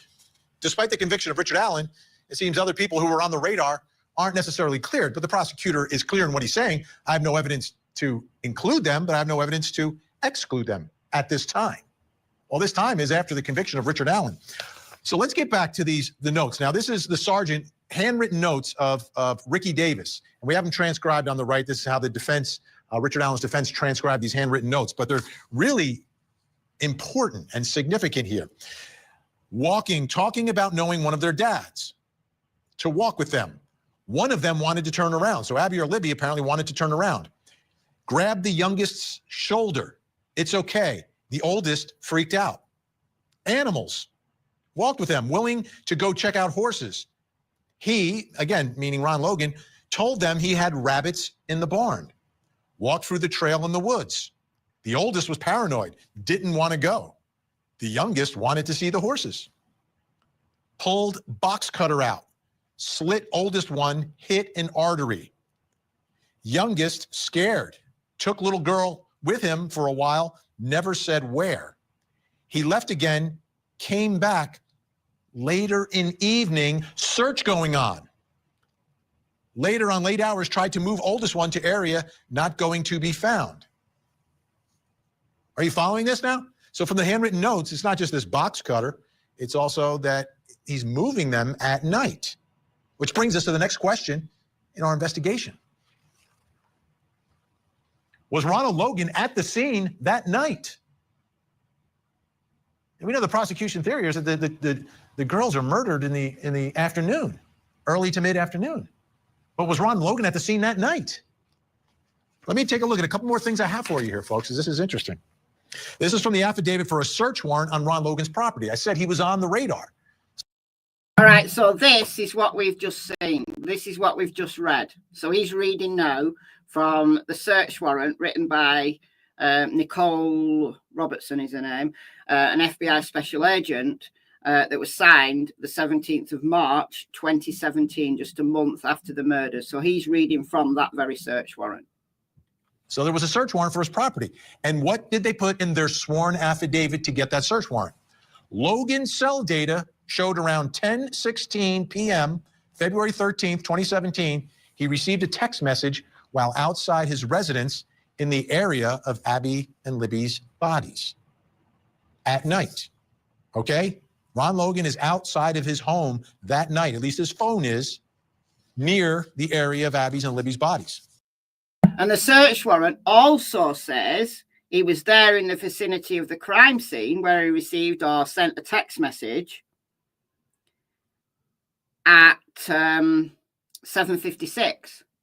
So it wasn't just 10:16, it was also 7:56 that he was in the vicinity of the crime scene when the search was going on. One more thing I want you to look at here. This is from court documents. At trial, Mr. Allen, the defendant, okay, this is defendant's evidence. The defendant introduced evidence through the testimony of Stacey Eldridge, a digital and mobile forensics expert. So this is a defense expert, that someone plugged wired headphones into the auxiliary jack of Libby German's phone at 5:44 p.m. on February 13th, 2017, and unplugged it at 10:32 p.m. the same day.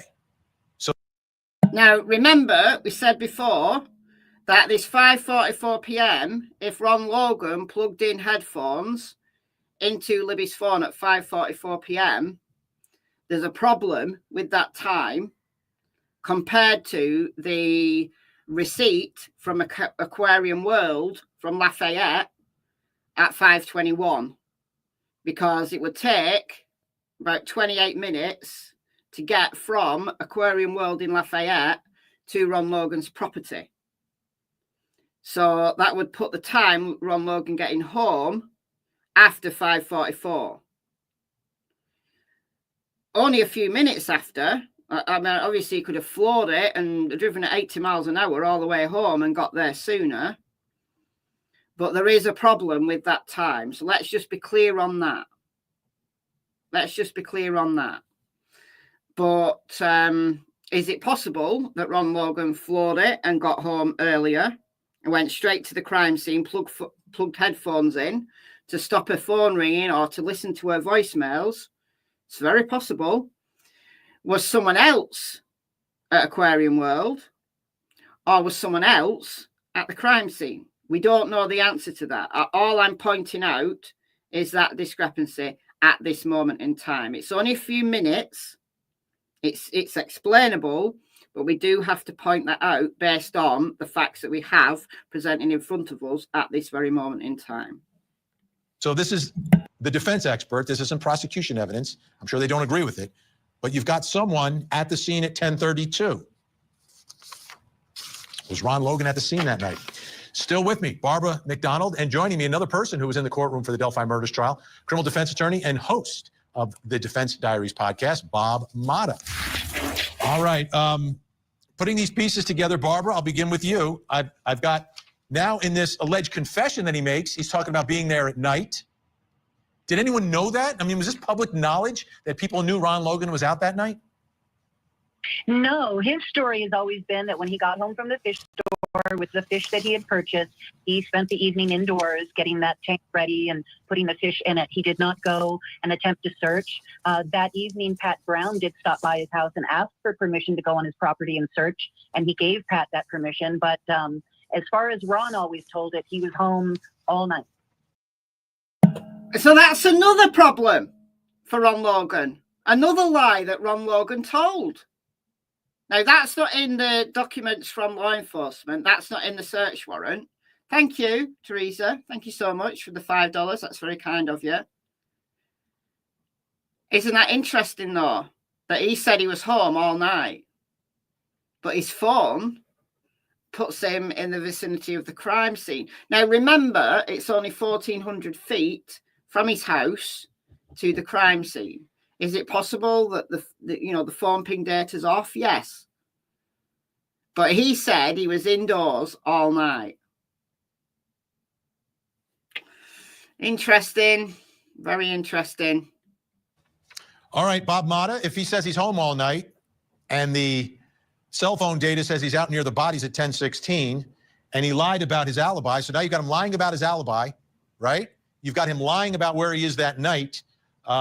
What are your thoughts about where Ron Logan was? Well, I mean, the biggest problem with the whole Ron Logan thing is that the girls were found on his property. So, you know, and the reason that Judge Gull was able to exclude the third-party culprit as to the Odinist stuff was this nexus. I mean, I can't think of a bigger nexus than the fact that the bodies were found on Ron Logan's property. And then when you couple that with the fact that he lied about his alibi, and you've got a real problem. You know, it would seem to me it's near impossible for him to say that he wasn't at the crime scene because the crime scene was his property. Yeah, Bob, and what I'm looking at here, like if this was evidence against Ron Logan, if Ron Logan was the one on trial, this is evidence prosecutors would be using to prosecute him. He lied about his alibi, ladies and gentlemen. He said he was inside with his fish all night, yet his cell phone is near Abby and Libby, right? So where did Ricky Davis come from, this inmate, with this alleged confession? Did anyone know about this beforehand? Bob? I had not heard of him. I've talked to other inmates, though, who have similar stories. But you haven't heard of this guy. Bob, where did this guy come from? So she's talked to other inmates who have similar stories. So we know about the James Haas confession. How did Ron Logan die? COVID. Complications of COVID. So we know about the James Haas confession. Not very specific, not at least not in the letter that he wrote. But the other, who else? Who else did he confess to? I suspect that he started off confessing to people like a little bit, like trickling things out. You know, if you're starting to feel like a guilty feeling, you're starting to feel sorry for what you did. You've dried out. You're no longer able to get alcohol that you relied on maybe before to block things out, and you're starting to feel it. You start to leak stuff out, and then your confessions get more and more detailed. As you become comfortable talking about it, you become more detailed. So I say again, who else did he confess to who hasn't come forward? You know, because, you know, there's an inmate code, isn't there? And, you know, it's not to snitch and stuff like that. You know, Reese Davis maybe thought, well, I'm going to say something here because these are two little girls and this guy is confessing details that no one else knows. He had to be the killer. You know, because, you know, there is that inmate code of no snitching, but also a lot of people who are in prison absolutely deplore child killers. And maybe the law against snitching isn't so strong when someone's admitting to killing two little girls. So, but no one knew about Reese Davis's confession. No one knew about it. It was there in the files, in the database since May 2017. And it's only coming to light now. This was in the tips. It was in the Orion database. So when they were just digging through 15,000 tips that were all, you know, called in from various sources or that were picked up through various sources, and they were digging through them to prepare this motion. This kind of just bombshell information came out. I mean, I don't know anybody that was more kind of in contact with Ron Logan than Barb. Right. Frankly, and like, Barb, was this a shock to you? Absolutely, yeah. So this sort of comes out of left field. It's in a pile of 15,000 tips, but it's not just a tip. I mean, it's an alleged jailhouse confession, Barbara. This is like a different level. It's not like, hey, I saw a blue car driving down the street. This is somebody said they did it and gave me details. Right. And a man who was known to have lied about his alibi and couldn't account for where he was during the time frame that the girls were abducted. And he did make it to the fish store that afternoon, and he did have a purchase from the fish store. I spoke to the clerk. He had his receipt. He definitely made it there. But what time he made it there, nobody knows. He can't prove it. Well, they can't prove anything when it comes to Ron Logan, apparently, and he was right about that. Barbara McDonald, in the middle of this story, thank you so much. Bob Mott is going to stick with us. When we come back, is the state's timeline correct? All right. Now, we're not going to talk about the state's timeline against Rick Allen today. I've talked about it a lot. I want to keep this focused on Ron Logan. But I am going to do my little experiment in the woods with my iPhone 6S, and we're going to revisit. We're going to revisit the state's timeline and think about Libby's phone data in relation to Ron Logan's confession. That's what we're going to do next. But I've got to go and do my little experiment first. So I'm going to leave it there for today. Thank you, Down Under with Love, for being a member for 28 months. I hope Gull hears the things we think about her. I don't think she cares. I honestly do not think she cares. The secret woods, yes. The hills. There's a hill and there's some steps going down that I can use for my experiment. So I'm going to be going there. I would have gone there today had it not been for the wind. I don't want trees falling on me. Was Brad Holder the guy who posted on his Facebook about friends burying bodies together? Yes, that was Brad Holder. Were they in jail or prison? They were, Reese Davis and Ron Logan were in Newcastle Correctional Facility. So that's a prison. They, confession to James Hass was in Carroll County Jail. I believe that they were cellmates. So how many more people did he confess to? How many more tips are there in the database that relate to Ron Logan that contain details such as this? And yet again, it takes the defense filing to bring all this to the forefront. And this is after Rick Allen has been sentenced to 130 years in prison on very, very flimsy evidence. The evidence against Ron Logan is way more compelling. Way more compelling. The evidence against the Odinists is more compelling.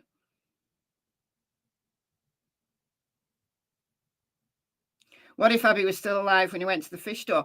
Could well have been. We don't know what time Abby died. We don't know where he took Abby. In the Reese Davis confession tape, it says that he took the little girl with him. The little girl being Abby. Took her with him, but didn't say where he took her and when she died, when he killed her. That's a big, big, big question mark. Could the state be disciplined in some way for keeping this information hidden? You would hope so. There would be sanctions against the prosecutors, but it's proving it. It's proving it. Am I going over the new motions on Karen Reid? I don't do all of the in-depth stuff on Karen Reid, no. I follow the case, but I do the occasional video on Karen Reid, but I don't go into the into the motions and stuff. Isn't there footage of Ron Logan doing interviews? Yes, there's a lot. I'm going to spend some time going through all the way back to 2017 and find as many Ron Logan interviews as I can find, because he was all over the place. He was happy to do interviews. Happy. Standing at the crime scene doing interviews. One reporter asked him to say down the hill, and he did. He was loving his 15 minutes of fame. Walking people to the bridge, walking people round. That's exactly what he was doing. So yes, there is. Thank you so much, Denny81, for being a member for 30 months. Too much doubt for Rick Allen. He needs a retrial now. He absolutely does. He absolutely does. He needs his chart. He needs his conviction vacating. I think that the right thing to do here, and obviously it won't happen, the right thing to do here, which Judge Gull has the power to do, is to vacate the conviction, let Rick Allen out on bond, like they can put him an ankle tag on and all that stuff, and retry the case, but allow the defence to put on a proper defence. Because Ron Logan's dead. You can't try a dead man. And that what the state won't want to do is to go, oh, it was Ron Logan all along. Imagine how that would make them look. You know, Nick McClellan wouldn't be the hero anymore, would he? Tony Liggett would most probably lose the next sheriff's election. If all that came out, if they had to admit all of that, they wouldn't be heroes, they would be villains. So they don't want that, do they? No. Absolutely, they don't. We don't know what Rick Allen is enduring at the moment. No one's allowed to speak to him. So he's in Westville. Yeah, neither would Kathy Shank. Yeah, we'd have to take the hero badge off her as well. So there's a lot. There is a lot to consider. A lot. Yeah, absolutely. She tied their hands, legs, and gagged them. Yeah, she did. She absolutely did. For Nick McClellan. So Nick McClellan could win. It really was not a fair trial. And there is evidence that's way more compelling against other people than against Rick Allen. It's absolutely shocking. And anybody who continues to say that Rick Allen's conviction is sound and that he's guilty, quite frankly, is in an echo chamber and just isn't willing or able to understand that the evidence against him really doesn't hold water. And compared to the evidence against a bunch of other people, including Ron Logan, it just doesn't hold any weight. It really doesn't hold any weight. So, all right, guys, thank you so much for joining me. And I will be back soon with the next installment on this case. So thank you. Thank you to those that donated earlier on in the live stream. It's very much appreciated. Thanks, as always, to the mods. And, yeah, enjoy the rest of your day. I'll see you soon. Bye, guys.